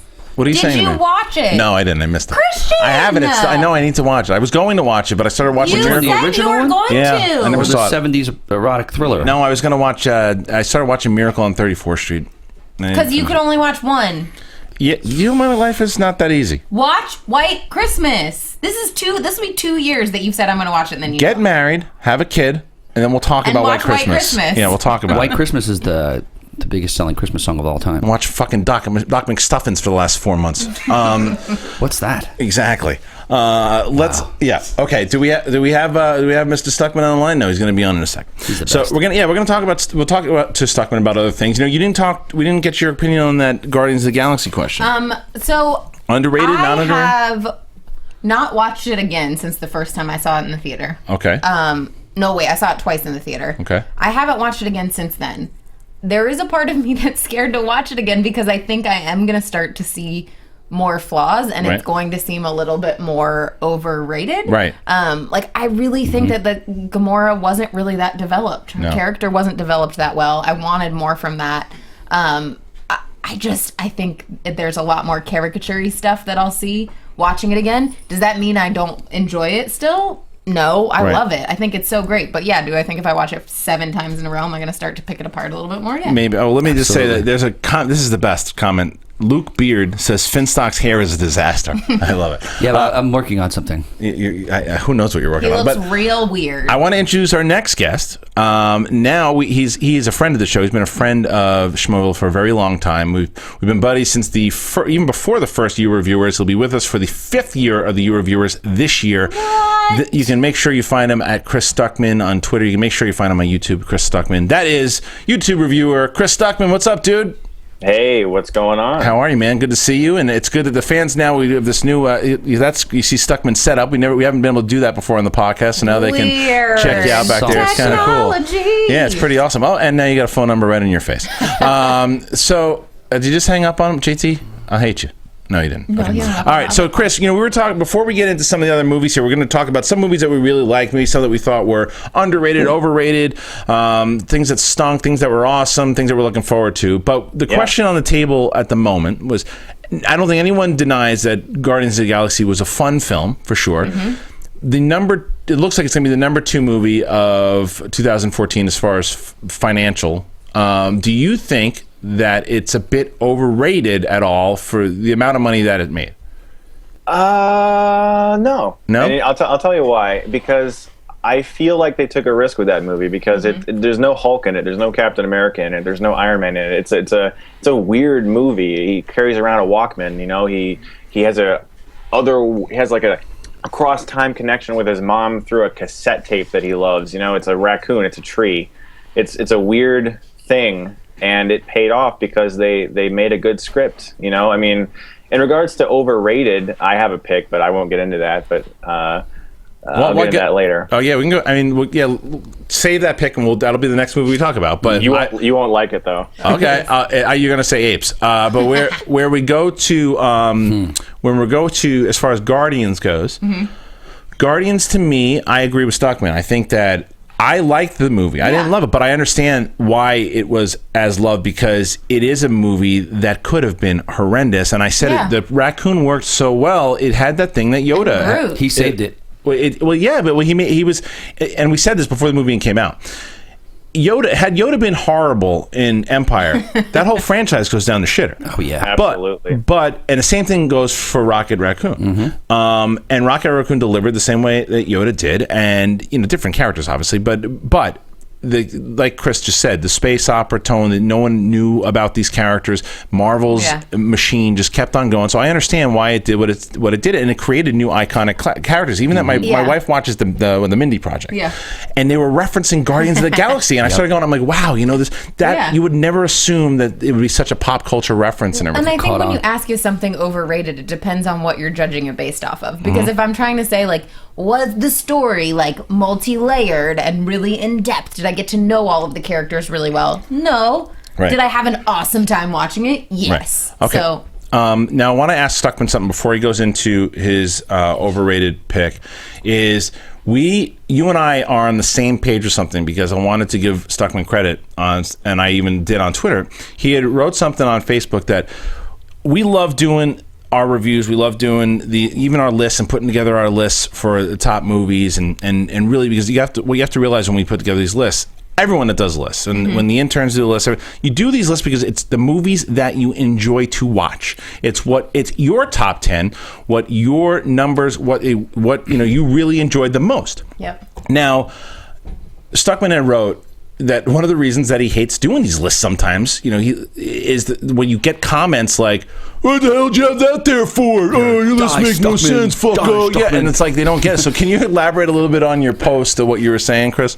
Yeah, I mean, I'm sure you understand entirely. Anyone who's ever had their opinion on the internet for a career of any kind is, going to be open to being assaulted in every way. But the thing that bugs me the most really is that people get offended if their favorite film is too low on your list. And I'm like, I love all of these. Like, I love all of them. You're upset because this one isn't at a certain number that you would put it at, but I still love it. Like, it's good. Right. And I don't know why that particular bit of information is so hard for people to understand. And I got a few, even today I got a few people that were like, Guardians of the Galaxy was too low, and Dawn of the Planet of the Apes was too low, and I'm like, look, I still loved them. I mean, relax. That's the whole point. Again, going into Dawn of the Planet of the Apes, one of the biggest things everyone gave me shit on was the fact that I put it number one. Now, do I think that it is a better movie than, say, Theory of Everything or Birdman? No, I don't think it's a better film. Did I enjoy it more? Yes. Yeah. If I'm going to have a choice to watch Dawn of the Planet of the Apes or Boyhood again, which one am I going to watch again? Dawn of the Planet of the Apes. Right, now, that's exactly the issue that I had with Boyhood, because I put Boyhood at number 15. Is that your overrated one? Yeah, no, Boyhood is not overrated, but it's a film that I would never watch again. And it's not because I don't think it's good. It's because it's a 3-hour film, and it's so good. It's so well written. It's so well acted. It's a remarkable achievement. But am I going to sit down with my friends and be like, yeah, we're watching Boyhood today. Right. Let's get some beer and watch Boyhood. No, I'm not going to watch. It's going to be a movie that I watch in the theaters and that I love and that I appreciate, and then I never feel like watching again. And I'll probably put in Con Air later. Right, exactly. Like for me, I had because I had the Raid 2 up there very high. Yeah. And the Raid 2 for me is a movie I can pop in there and watch. They were my top 10 favorite movies of the year. But it's also like if I bet you if you went back and looked at 2013's movies and made a list today, it might be different than your list was when you put it out that time, because it's like you're in a different place. What are things that you're excited about? Who do you want to see in that moment? Because I mean, obviously all kinds of superhero movies are going to be on it this year, but when we get down the line and it's all superhero movies, yeah, a lot of them won't stand the test of time, including Guardians of the Galaxy. And let me show you something. Like, here's my Raid 2 Blu-ray. Here's my Dawn of the Planet of the Apes Blu-ray. I love both of these movies. Oh, okay. Just because they're not like in my top 10 doesn't mean I don't love them. But people get really bent out of shape about that. What's your overrated movie? Dawn. Oh, it was Dawn. Okay, but you still liked it a lot. I did. Okay. I mean, I bought it. I loved it. My thing with it is that the second time I watched it, it lost a little something for me, and a lot of that was due to Matt Reeves' direction. I think he's a great director. I think it's a great looking movie. I just feel like there's a lot of scenes that kind of drag. And the main character, the a-hole character who initiates everything, who you hate from early on in the movie, who gets everything, who does everything the wrong way. The human. He just felt like such a fake character to me that was just kind of there to be the idiot that gets everything. I understand a lot of people's problems with it, and by no means would I ever write back to someone, hey, it needs to be your number one. But for me, it hit all those emotional moments that it needed to, and I did watch it again, and it held up. So let's talk about some other movies, Chris. So let's talk about a movie that you thought was an absolute shit bomb. What was a movie out there that you, if anyone made you watch it, you would cease to be friends with them and divorce them in life? Well, would you like me to talk about ones that I know you have seen, or just no, whatever, dude, whatever, what you think? I want one that you think was terrible that you know Christian really likes. You want to ask Chris a question, Finstock? Oh, Finstock wants to ask you something. I want to hear your question. Finstock. Hey, Chris, how you doing? Is that the first 40 seasons of Pokemon in the back of you? What is that? What you talking about that? Yes. Yeah. Those are actually N64 games. Oh, okay. First 40 seasons of Pokemon. That's awesome. I don't have any Pokemon. I do have Dragon Ball Z. Because I see a little yellow kind of thing up there. Well, yeah. Guy. Here's my Pikachu amiibo. Yeah. And I was like, wow, it's all Pokemon. It's one Pokemon item back there. Is it 360 and you're just giving us that little area, or? Yeah. Well, no, there's a lot of stuff going on. Jesus, that's a lot of stuff. I would like to respond to a fan out there that's asked us a couple of times. Harley A, happy birthday, buddy. He's a Stuckmann and a Schmoes fan, and he asked for us to say happy birthday. So happy birthday to Harley. To answer your question. Yeah, what's a bomb? Left Behind, starring Nicolas Cage. I heard movie this year. But is it fun at all? Is it even not even fun? It's a drinking game. So I went to the theater, okay? I went to the theater. There was not another soul there. No one. Not a single person. Just me. And I was sitting there and Left Behind. And I actually had to look at the person and say, one for Left Behind, please. And looked at me like, what the hell is wrong with you? I go inside and I sit there and I watch the whole movie, of course. But no one was there. So I was able to just be emote to everything as loud as I possibly could. Yeah. No, it's not funny because Nicolas Cage isn't allowed to freak out. He doesn't. So subdued and he doesn't. Why am I left behind? Yeah, I mean, it could have been so great. I mean, can you really honestly just think about it? Nicolas Cage, The Rapture, Airplane, sounds great. Directed by a stuntman. Oh, man. It has the ingredients of the most I call them hilariosities, movies that are such atrocities. They're hilarious. Mm-hmm. No, I just sat there like, this is an absolute bomb. And is it just boring? It's just boring, huh? Well, what I said in my review was it felt like a movie rejected by the Lifetime Channel. Oh, that's too bad. I'm trying. For me, one of the biggest stinkers I saw all year, and I put it up. So my number one was Ouija. A terrible movie that Mark Ellis liked. Yeah, I mean, look, cops liked it too. Do you want to know what? It's because Ellis saw it with me. Oh, there you go. You saw that one too? Because I was terrified to see it. Well, I get really scared. And nothing against that. Look, if Ellis liked it. That's fine. I went to see that movie thinking, okay, look, maybe because a lot of people are giving him shit for liking it, and I just nudge him about it. That's all. And I understand. I'd like to nudge him about it too because I don't know what he was watching. Because I'll appreciate his opinion on it, but it stinks. It's riddled with so many cliches. Yeah. It's just that it's not worse than Sex Tape. It's worse than Sex Tape. No way. Sex Tape. No, I agree with Finstock on that. You think Sex Tape is worse? It's the worst movie of 2015. No way. Did you not see the Other Woman? Other Woman's pretty bad. Other Woman's bad. I like Sex Tape even less. No, because really? What a disaster. Because Sex Tape had potential. Other Woman had no potential. Mm-hmm. I agree Sex with you. Tape could have been funny. It had Jason Segel. Mm-hmm. It was a raunchy comedy with Jason Segel. It could have been good. None of them. They didn't go there at all. They didn't. It was like a tame movie. It was too tame for what it was trying to be. And with what were you just saying? What movie you were just saying? Ouija. Yeah, the worst part about Ouija. I'm sorry to hijack your podcast. You're not. You're a guest, man. The worst part about Ouija is that the twist at the end, which I won't spoil in case someone really wants to see it, makes the entire movie not make sense. The entire movie doesn't make sense. I agree with that. So those are some shit bombs. Now some other great movies. One movie that the fans are asking us to talk about, and that's Whiplash. Mm-hmm. Whiplash was my number 2 and almost my number 1. A movie that it just was a movie that J.K. Simmons will win Best Supporting Actor. He has to. He will and he should. He is just so powerful in that role. And Miles Teller, who is normally the same role in every movie, I thought really showed a little bit. He showed a lot of a different range that we've never seen him from before. So what did you think, Tiffany? I mean, seeing him first, and yes, I did go see Footloose, but seeing him for the first time in that movie where he's just really like such a caricature and so funny, and then Divergent, and then now to this movie, I was completely blown away because I think there was such like nuance to his acting where it was small moments and you really felt like he was committed to this role, and he was this kid who's at school who's trying to make, become the best he can possibly be. It really felt like he got rid of everything else and was like, I'm not going to use my jokes in this movie. Because I don't even think there are like any real funny moments except for maybe when he's calling the girl at one point. Yeah, I mean, there's like some funny stuff there, but most of it he's not relying on his humor. And the drums, man, and the drums, the way he really hits. I'm pretty sure he busted his hand up the way he did in this damn in the movie. Anyway, Chris, what'd you think of Whiplash? It was my number 2 as well.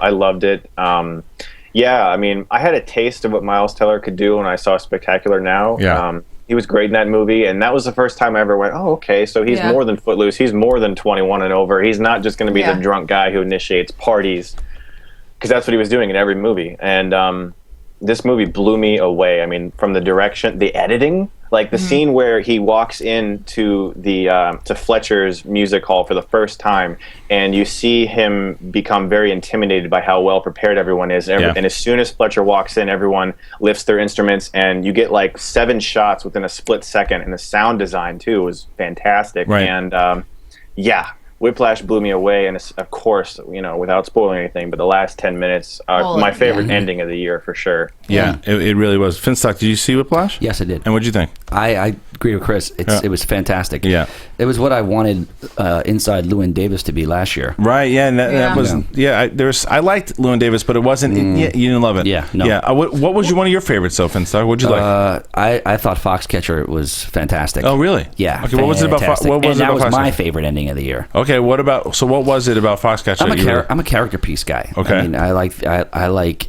actors who go for it, and Steve Carell went for it, and Ruffalo. Those guys were like, I like when you hear like, hey, they trained 6 to 8 months to like learn how to wrestle, learn how to do things, and fully committed to a project. And I thought they were.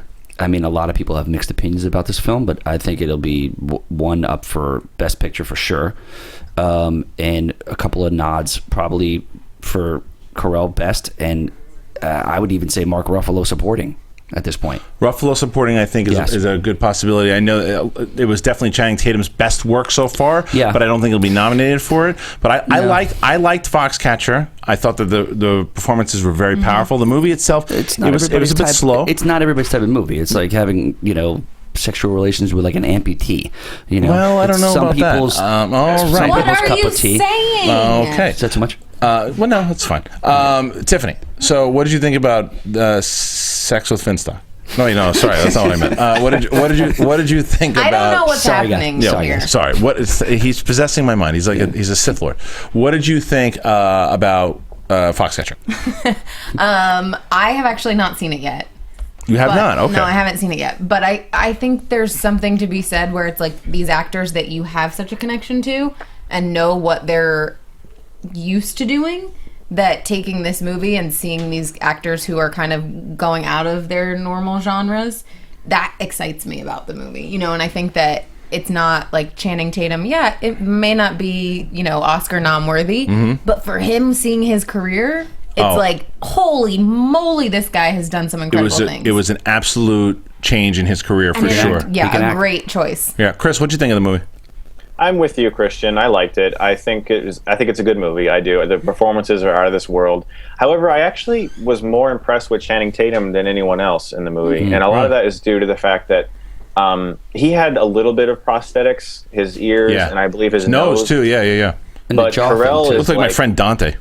Carell is like Halloween. Like, he's got everything on his face, and that really helps your performance. Not to take away from what he did, because he was a different person in that movie. I mean, in no way did I see, Despicable Me or from The Office or anything. He was a different person. But Channing Tatum, to me, I didn't even see him at all. Like, I was not thinking of 22 Jump Street or Step Up or any of his movies. I completely saw a different person. And I think, to me, he was just like this perfect portrait of a tortured person emotionally that was torn between his brother and then this guy and this world that he wants to be involved in, and creepy as hell too. It's great. Now, Chris, we asked before earlier in the show, we were talking about definite Oscar locks for Best Actor. We were thinking right now is David Oyelowo for Selma. We were saying Eddie Redmayne, Benedict Cumberbatch, Michael Keaton. And then there was the spot that was open. Would it be Carell? Would it be Cooper? Bradley Cooper. Would it be Jake Gyllenhaal? I'd go with Jake Gyllenhaal. Jake Gyllenhaal. Oh, let's talk about Nightcrawler. What were your thoughts on that one? Oh, I loved it. Love it. I love that movie so much. And, to me, it reminded me, not in tone, but the character study aspect of American Psycho. Yeah. With Christian Bale's character, the super meticulous guy who just says everything, just blurts out whatever he wants to say, whether it's rude or kind. He'll just say it to your face.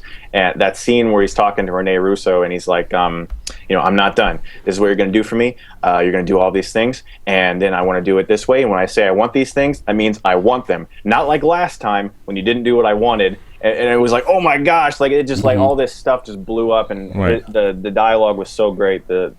His performance, I've always liked Jake Gyllenhaal, and the past few years with Prisoners and Enemy, Zodiac, and all these movies, he's been really knocking it out of the park.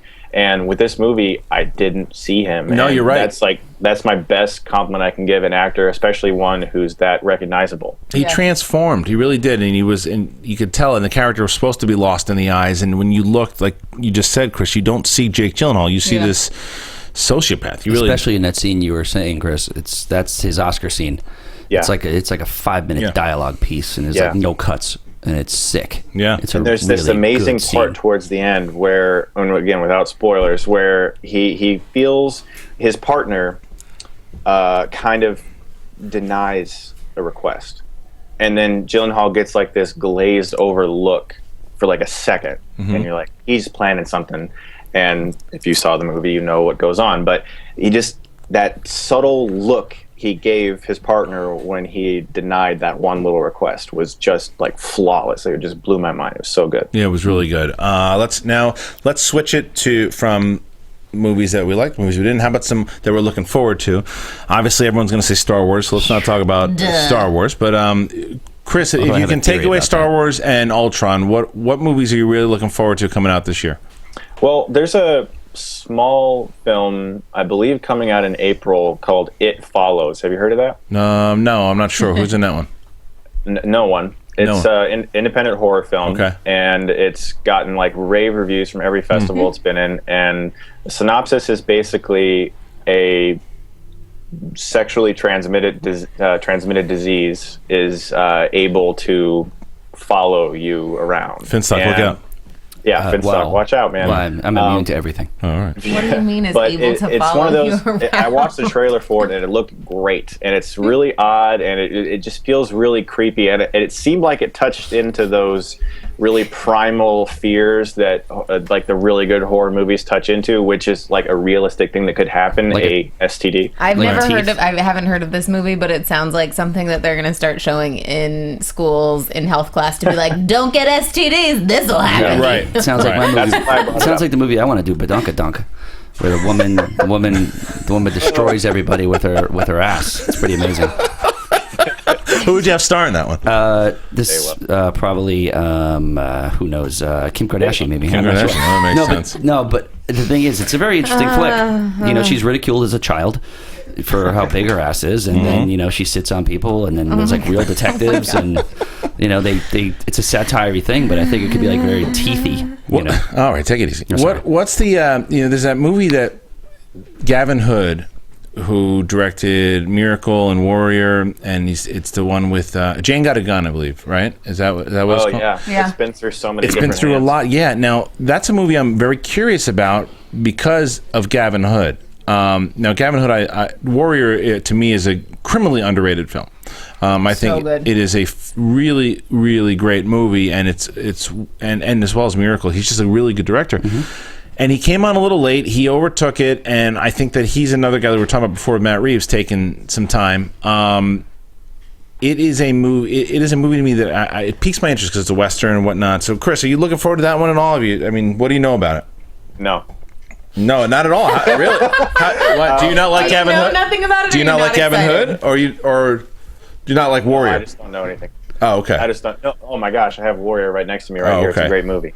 I don't know anything about it. I apologize. I wish I could. Natalie Portman, right? Yeah, Natalie Portman's in that one. And Christian Bale. There you right? go. And no, I don't think I think Bale was in it at one point, but it's so. And then what about Mad Max? How do we feel about Mad Max? Mad Max, I'm hoping is great. It looks amazing. Like the trailer is insane. That's my with most practical anticipated. effects. That's the most anticipated, Uh-huh. even over Really? Star Wars, or are you saying underneath Star Wars? We're not talking. I thought we weren't allowed to talk No, about Star we're not. Wars. You're saying Other than Star Wars, And- Mad and- Max and Fury Road Ultron. is my most anticipated. No, Mad Max is above. Over Ultron? Oh, yeah. You? Yeah. That's shocking. She's a big Mel Gibson fan. I heard there's I a cameo in that. I think there's Sure he does. a Of course he chance does. of a surprise with that one. Like, Yeah? I know that Age of Ultron's going to be good.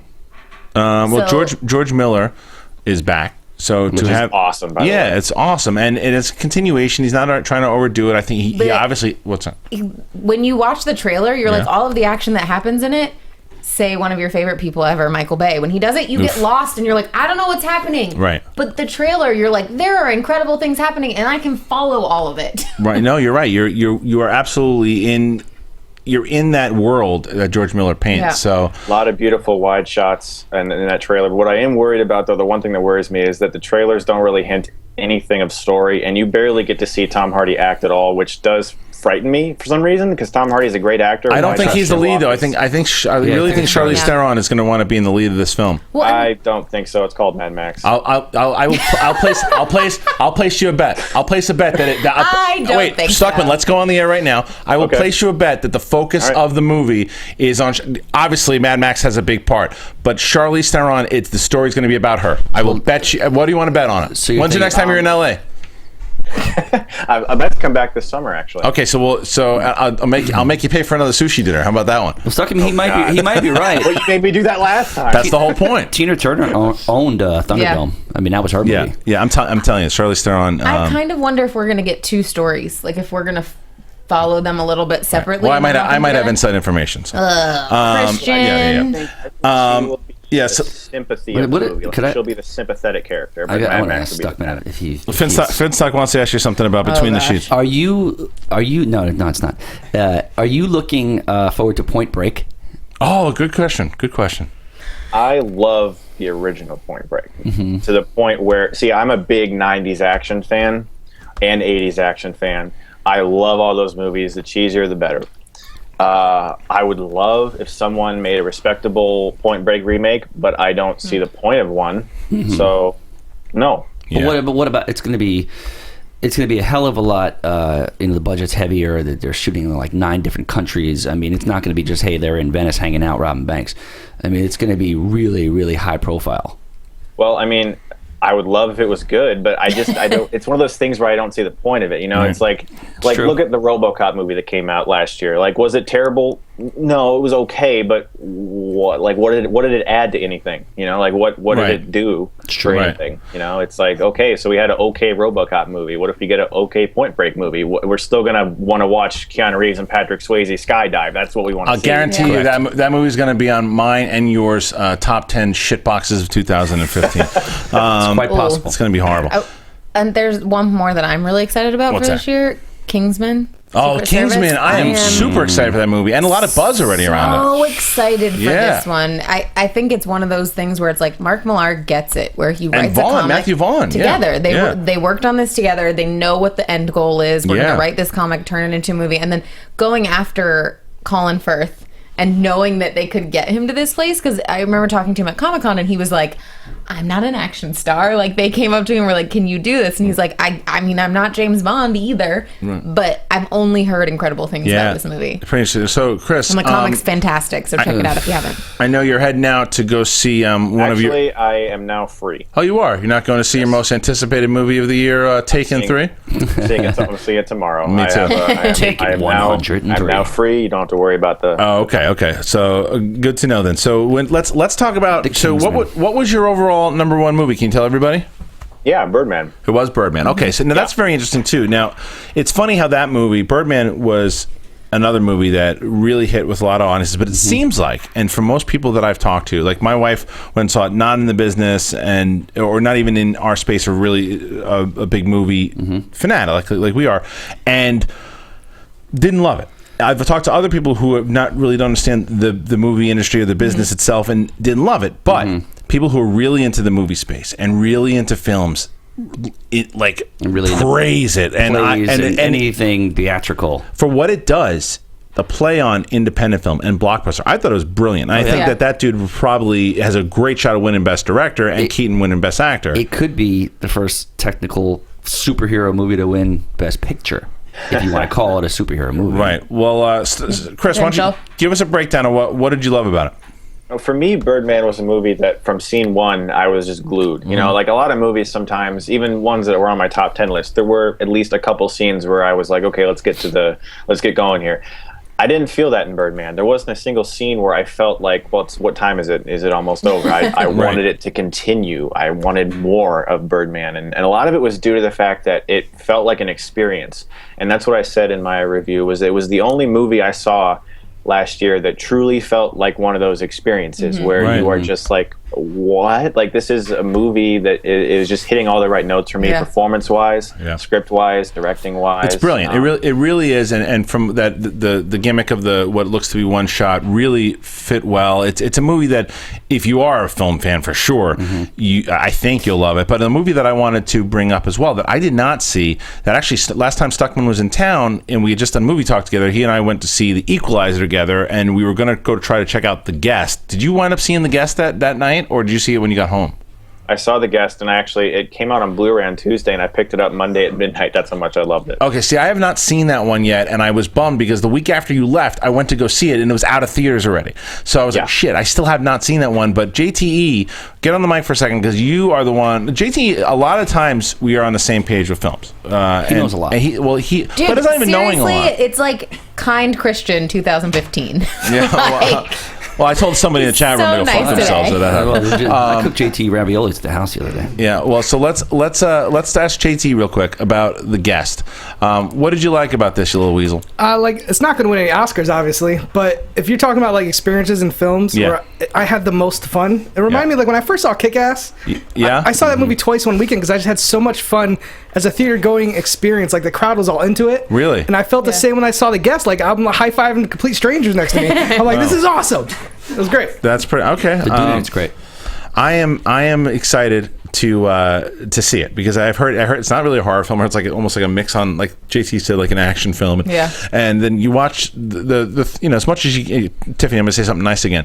As much as we give the three turds shit, they actually have put together a lot of really good movies, and some that people haven't seen. Some that people really love. The Babadook is the one that the Copster is putting his little shoulders up there and showing everybody. He loved that one. Excited. He also loved, and the other one he put on there, and I know Stuckmann loved as well too, was Snowpiercer.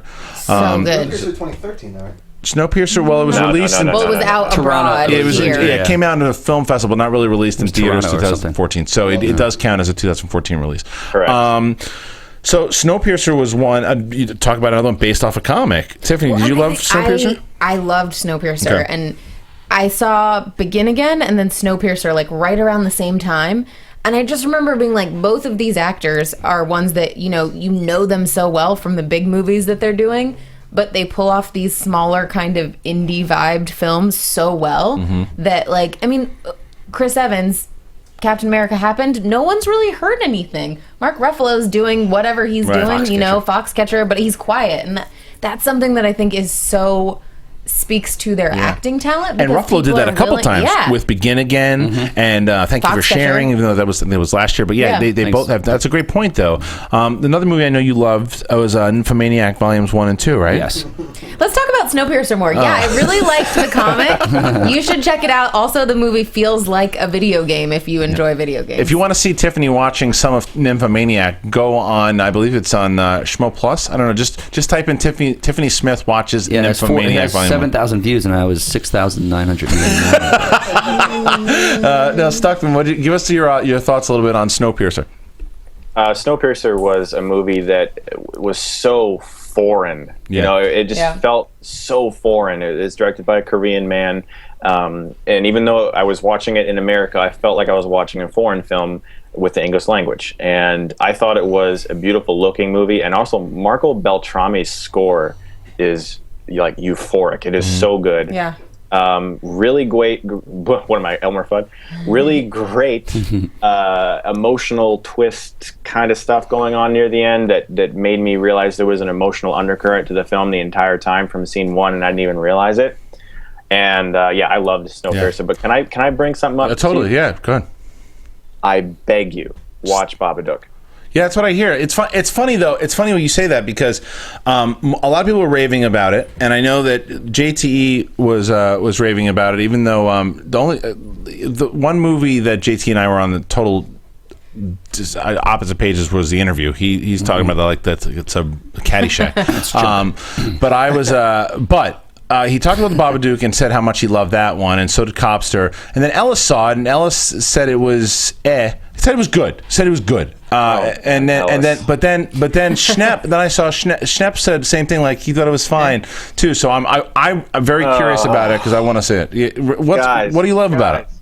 What do you love about it? It is the best horror film I've seen in years. I'm serious. It is by far the best horror film I've seen in years. Okay. And I've gotten tweets, how could you say that movie was the best horror film? Blah, blah, blah. I'm like, okay, well, it's my opinion. But somebody had gas that said that. Someone had gas. Yeah. They were farting the whole time. Listen, it's a movie that like I said about the plot for It Follows, it's a movie that explores grief and being a parent and how frightening that can be sometimes. And it does it in the vein of a horror monster film. It's directed by an Australian woman. It's her first feature, and it's the best directed film by a woman I've seen probably since, I don't know. Fast Times at Ridgemont High. Yeah. No. Wait, Copster. Point Break. Did you like Babadook or you didn't? Yeah, that was my number one of last year. Number one? It was my number one. It is horror bias for sure, but the great thing about it is that, like, the Babadook itself, it's the title and everything, but it's not even really about that. It's about the mother and the son, and the fact that you don't really see too much of it, I just thought that was really incredible, and what I loved about it was the writing and just the amount of emotion that goes in it. You don't see that in horror films these days. You don't see that in Ouija or Annabelle, and that's why it was my number one. Yeah. Was it like the others? I had the privilege of introducing it to a theater audience in where I live. I'm good friends with someone who runs an independent theater that showed it, and he asked me to introduce it. And one of the first things I said, Copster, was, if you're sick of Annabelle, if you're sick of Ouija, this is going to be your movie. And everyone was like, oh, thank God. And that's what you're saying, though, is true. It is a movie that is so deeply emotional that it's not a monster movie. It's a movie. And I got to say, Essie Davis is my favorite actress performance of the year. She's absolutely brilliant. She won't get nominated because I guess it's not eligible. Right. So it's better than Woman in Black, too. Oh my gosh, she is so good. I'm talking truly Oscar, one of the best actresses' performances I've seen in years. All right, I want to ask Riley some questions we haven't asked him yet too. Riley, you've seen a few things over the break as well too. Yeah, and overall, why are you making such a sad face? JT, turn the mics back off there. I'm gonna start saying bad things about you again. So, Riley, what some of the movies that you can talk about Shit Bomb. You can talk. I know you want to bring up Transformers 4. Yeah, I'm not going to do that. Okay. Now you can talk about a bomb. You can talk about something that you're looking forward to. Anything you like. To? Anything. It's up to you. Looking forward to something you really loved last year, or something that stunk to high heaven. I do want to say that I love the Babadook. You did. You saw it also. Okay, great. So you liked it too. Okay, great. It's one of my favorite horror movies all time. All time. Wow. That's okay. I mean, I highly recommend it. Wow. When the Exorcist director says it's the best horror movie he's ever seen, you got to pay attention. Right. What am I looking forward to? Star Wars? Yeah. Straight Outta Compton? Yeah. I'm trying to think what other movies are coming out. It's a good movie. You know what? I'm going to say this. I loved Boyhood. You loved Boyhood, okay. Yeah, it was in my top 10 list. Tiffany and Copster hated it. Copster's making a face like he's I sniffing can watch JT's that again. first. In fact, I just got the screener, and I'm going to watch it again. Okay. I thought it was brilliant. I loved it. I loved it. Well, let's get the Wild Man. He's been silent here the whole entire time. Josh McCougar. Can you guys hear me on this? Yeah, we can hear you. Okay, because it's okay. So movies that maybe you loved, movies that you hated, movies that you're looking forward to. Anything. What do you got? Like I tweeted earlier, I obviously got crap for it. I thought that Boyhood was okay. I thought that Birdman was great acting and great directing. Camera work. It was an okay movie. I thought Whiplash, the ending you could see from the beginning of the movie. Get out of here. I saw it from the beginning of the movie. Don't ruin it for anybody. Get out of here. I'm not going to spoil it, but I mean, I thought great acting by by both those guys. Great acting, okay movie. Coming from the guy who hated Days of Future Past. I hated that. Couldn't stand Captain America. Okay, but I loved, what do you like? But I loved 22 Jump Street was incredible. Let's Be Cops. The Lego movie was awesome. Guardians of the Galaxy was great. I was there when Josh saw it. All those movies really were just fantastic. Snowpiercer was fantastic. You like that? Okay. I love Snowpiercer. And Raid 2 was awesome. I'm talking like Snowpiercer was a video game and a movie. It was just like you beat a level, now we got to go through another bad guys on another level, and then you got to the end and you're like, we got to fight the Kung Fu Master. And Tilda It's like Metal Gear Solid. Was incredible in that movie. Who was? Tilda Swinton. Oh, she was awesome. Where you're like, you can have a caricature, You like a learn character your actor, but you do still get that emotional connection, like you were saying, Chris. She could play a dude. Josh, I think you and I both like John Wick, right? Oh, John Wick was cool. Oh, I forgot about John Wick. John Wick was Loved fun. Wick. It was just a lot of fun, man. Yeah. John Wick was a lot of fun. A little underrated too. Another movie that was underrated while it was out in the theater, but obviously picked up was Edge of Tomorrow or Live Die Repeat. I mean, Another comic book based. I know that Chris was raving about it. We were raving about it on this show. So, and I'm glad that I think it really had a new life after it came out on Blu-ray. The movie with more names than any movie. Everybody watched it on Blu-ray. Now, I don't know if you and I have talked about this too, Chris. I know that we got a lot of shit for not putting it on our top 10. Obviously, we talked before, but Interstellar.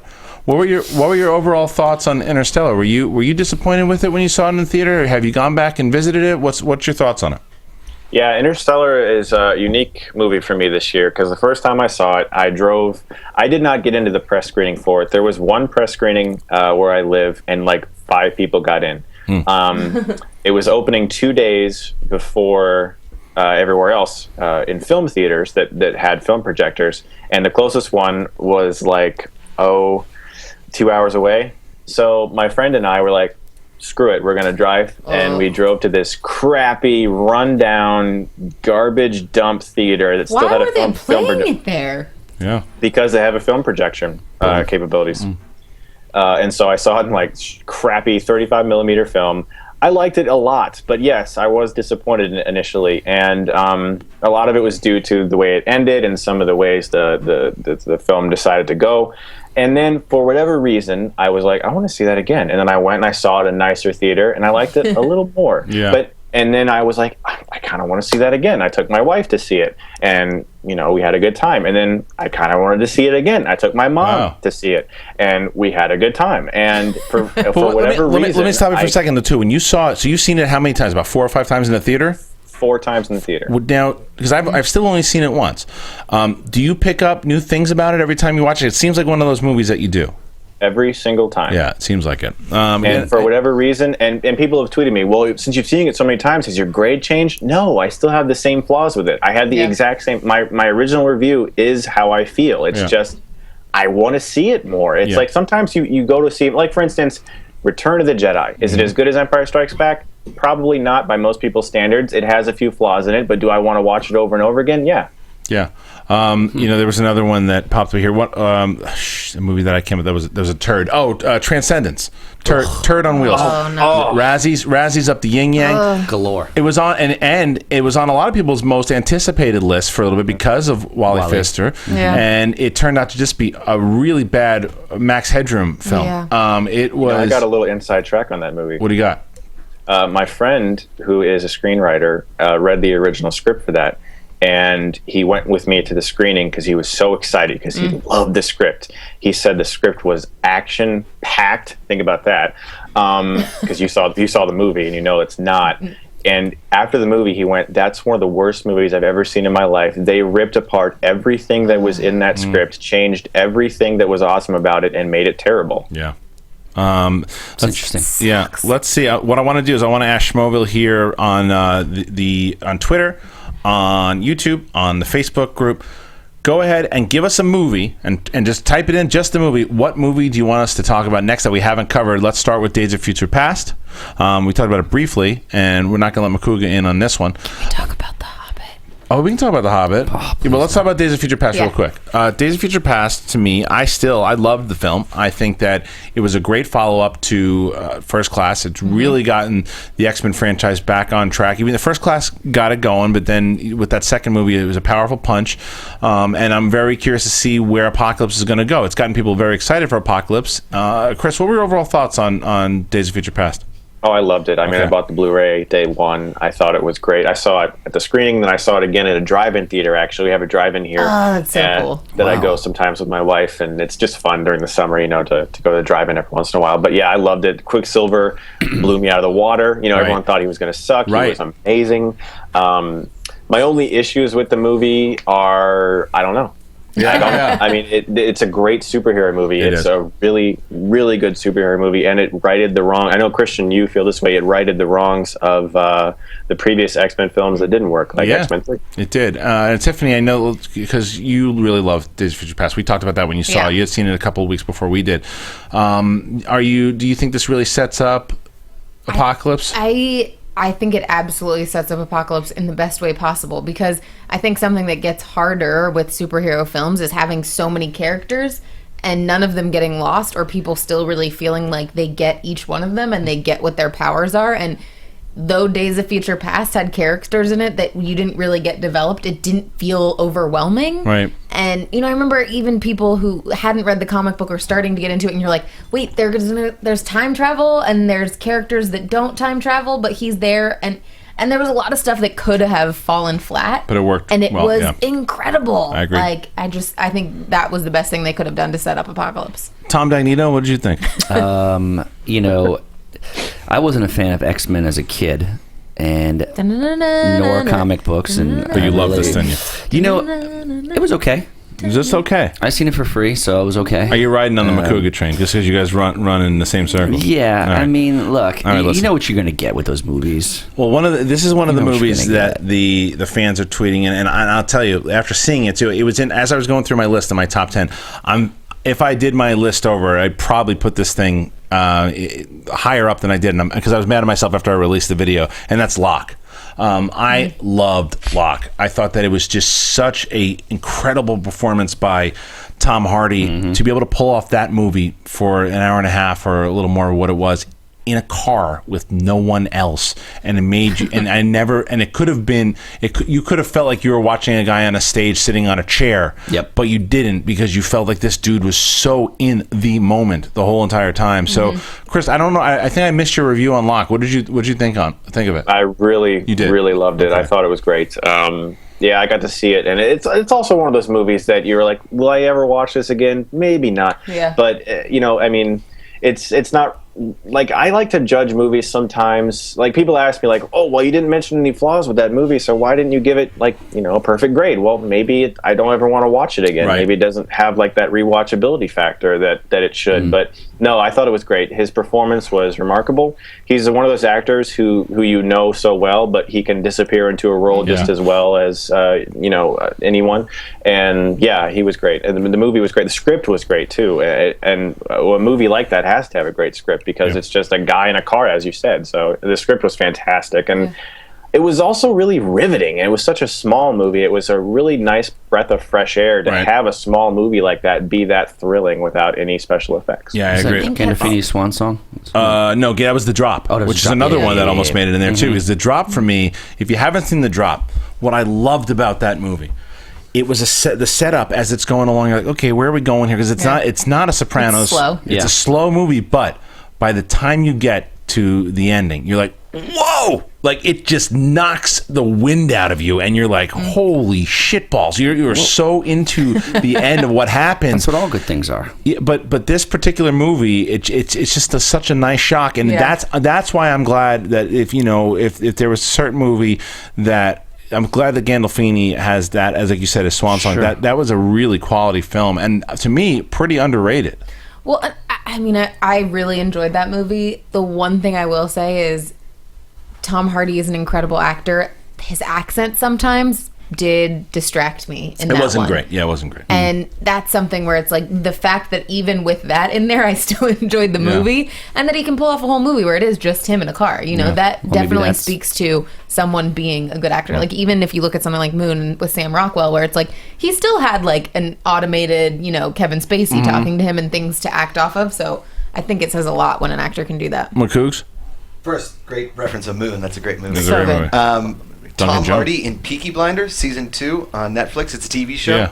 Incredible. He Really? plays this a guy that runs the Jewish mafia in London. Wow. Awesome. That guy is someone you don't want to mess with. Now, what I want to do is JTE, if you guys don't know, you're not familiar with, has about a year ago come up with the Schmoes choice, which is essentially Sophie's choice for movies, to where we will all get choices of movies to where you pick them.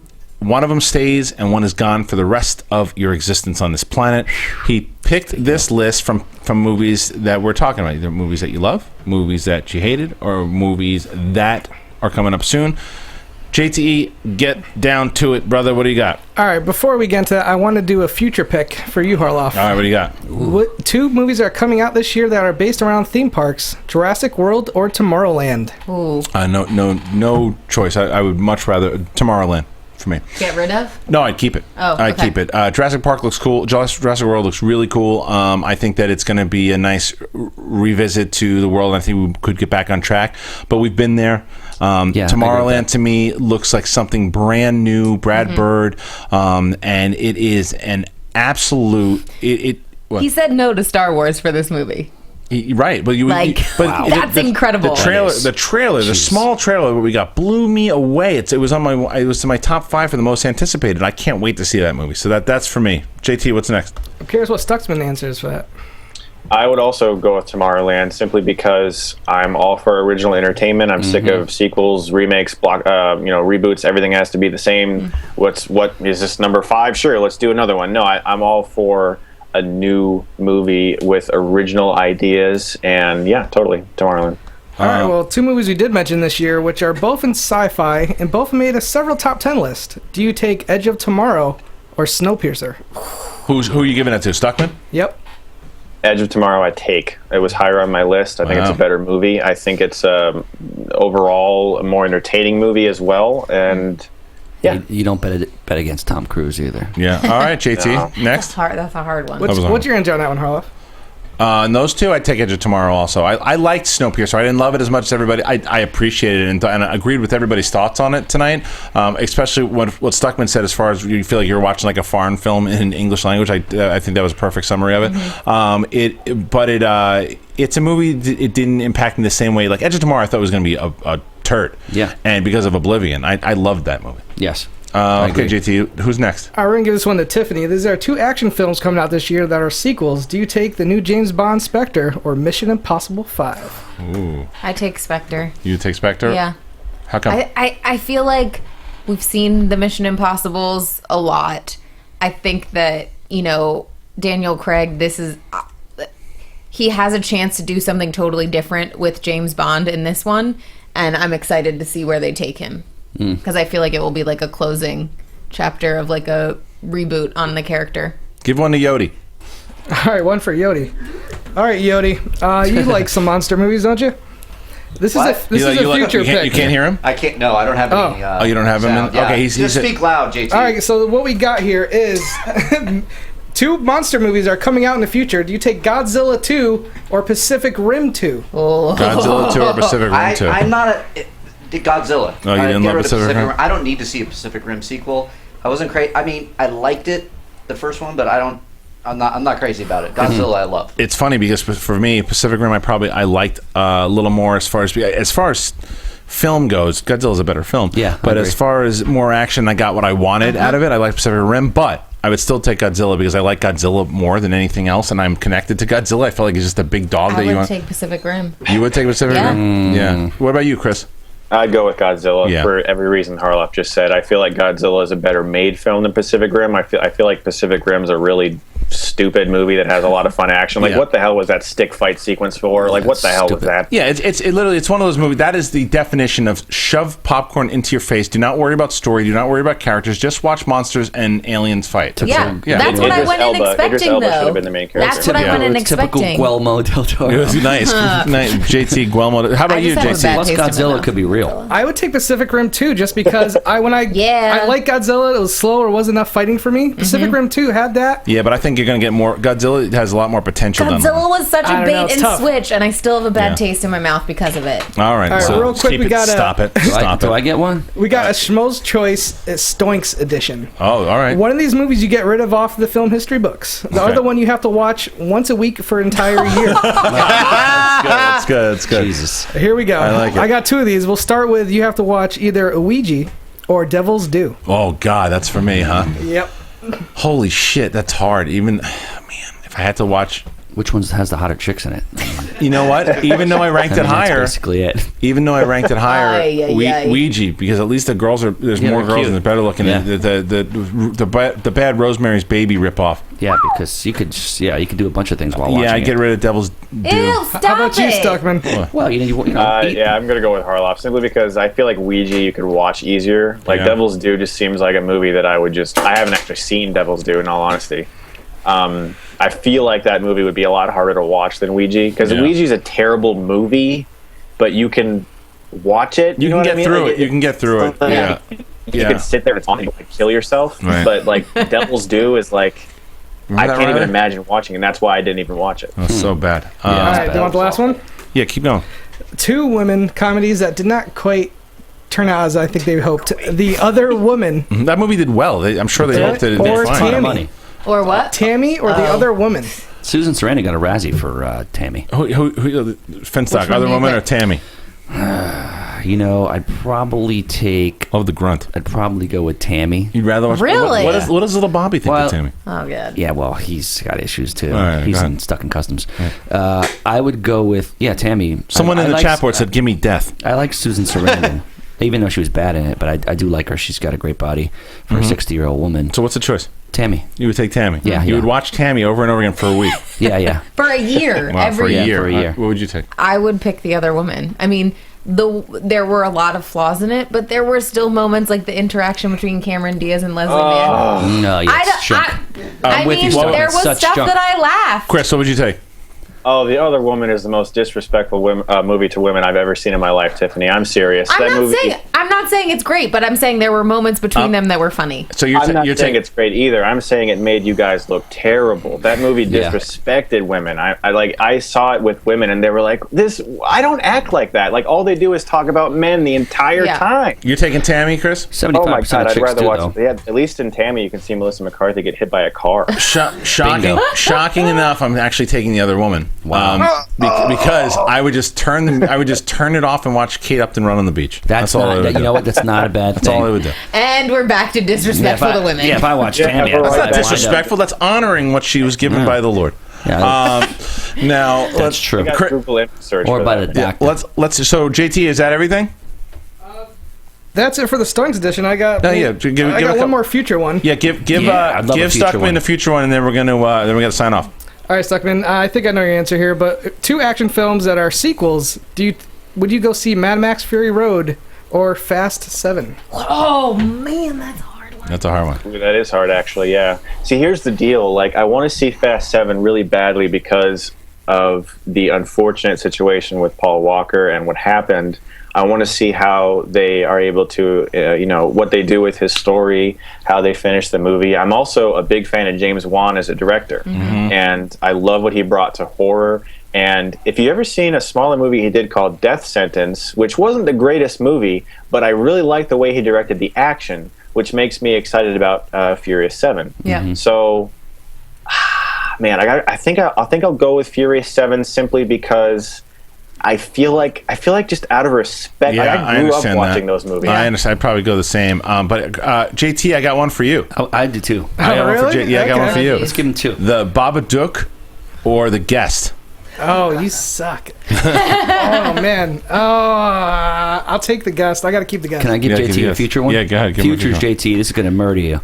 No. Creed or Last Blood. That's a good one. Cut to JT That's a good drinking one. himself to death JT over just a shot 2-liter himself. Pepsi. I'm gonna say, oh crap. You got to think, JT. You're Stallone in both. Oh damn! I hate you. Do you want to see him in the ring again? Or Well, you, want to see him You kill know him? what? I'm gonna say Last Blood only because Wow. even though I think It's a hard one. I think Creed might be a better movie, but at least I know I'm gonna see Stallone front and center the whole time, and it's gonna be in Rambo mode, which I haven't seen.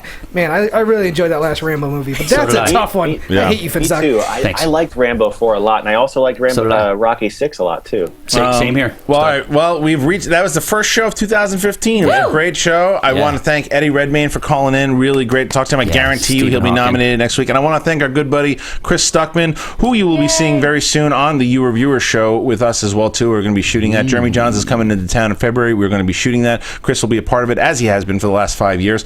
Chris, thank you so much, dude, for joining us. You can follow Chris at Chris_Stuckmann, 2 N's, as well as his YouTube channel, youtube.com/Chris Stuckmann, 2 N's.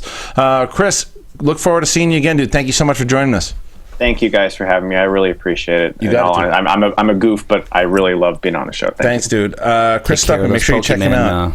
Seasons. Pokemon seasons. I'd like to thank Finstock. You were actually normal tonight. What do you think about that, Tiffany? Was that? Come on, don't be. Give him credit. I had a couple of. It was good Once tonight. he took the mask off, he was fine. He was. Oh, stop it! You're still very attracted to him. Josh McCouga at Josh McCouga at Ken Knapsack at Riley Around at Cody the intern. I think. Whatever. At Copster15. Actually, follow up him. Find out what his Twitter handle is. Let me know what it is too, and then I'll follow him, and you guys follow him. And then you got Schmoes JTE. Check out all the new podcasts on the podcast channel, guys. Next week, very cool. We're having writer Jeremy Garlick. Going to be talking to him, and it is going to be a great year, guys. That's it. Peace out, Mother F's. Poof.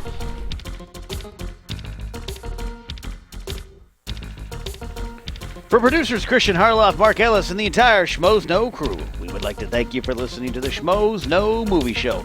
Promotional consideration provided by the following: schmoesknow.com and at The Real Cody Hall. Special thanks to Kevin Undergaro and Maria Menounos, the author of Every Girl's Guide to Diet and Fitness, in stores now. To watch or listen to other Schmoes episodes, get Schmo news, and join the conversation, be sure to visit schmoesknow.com.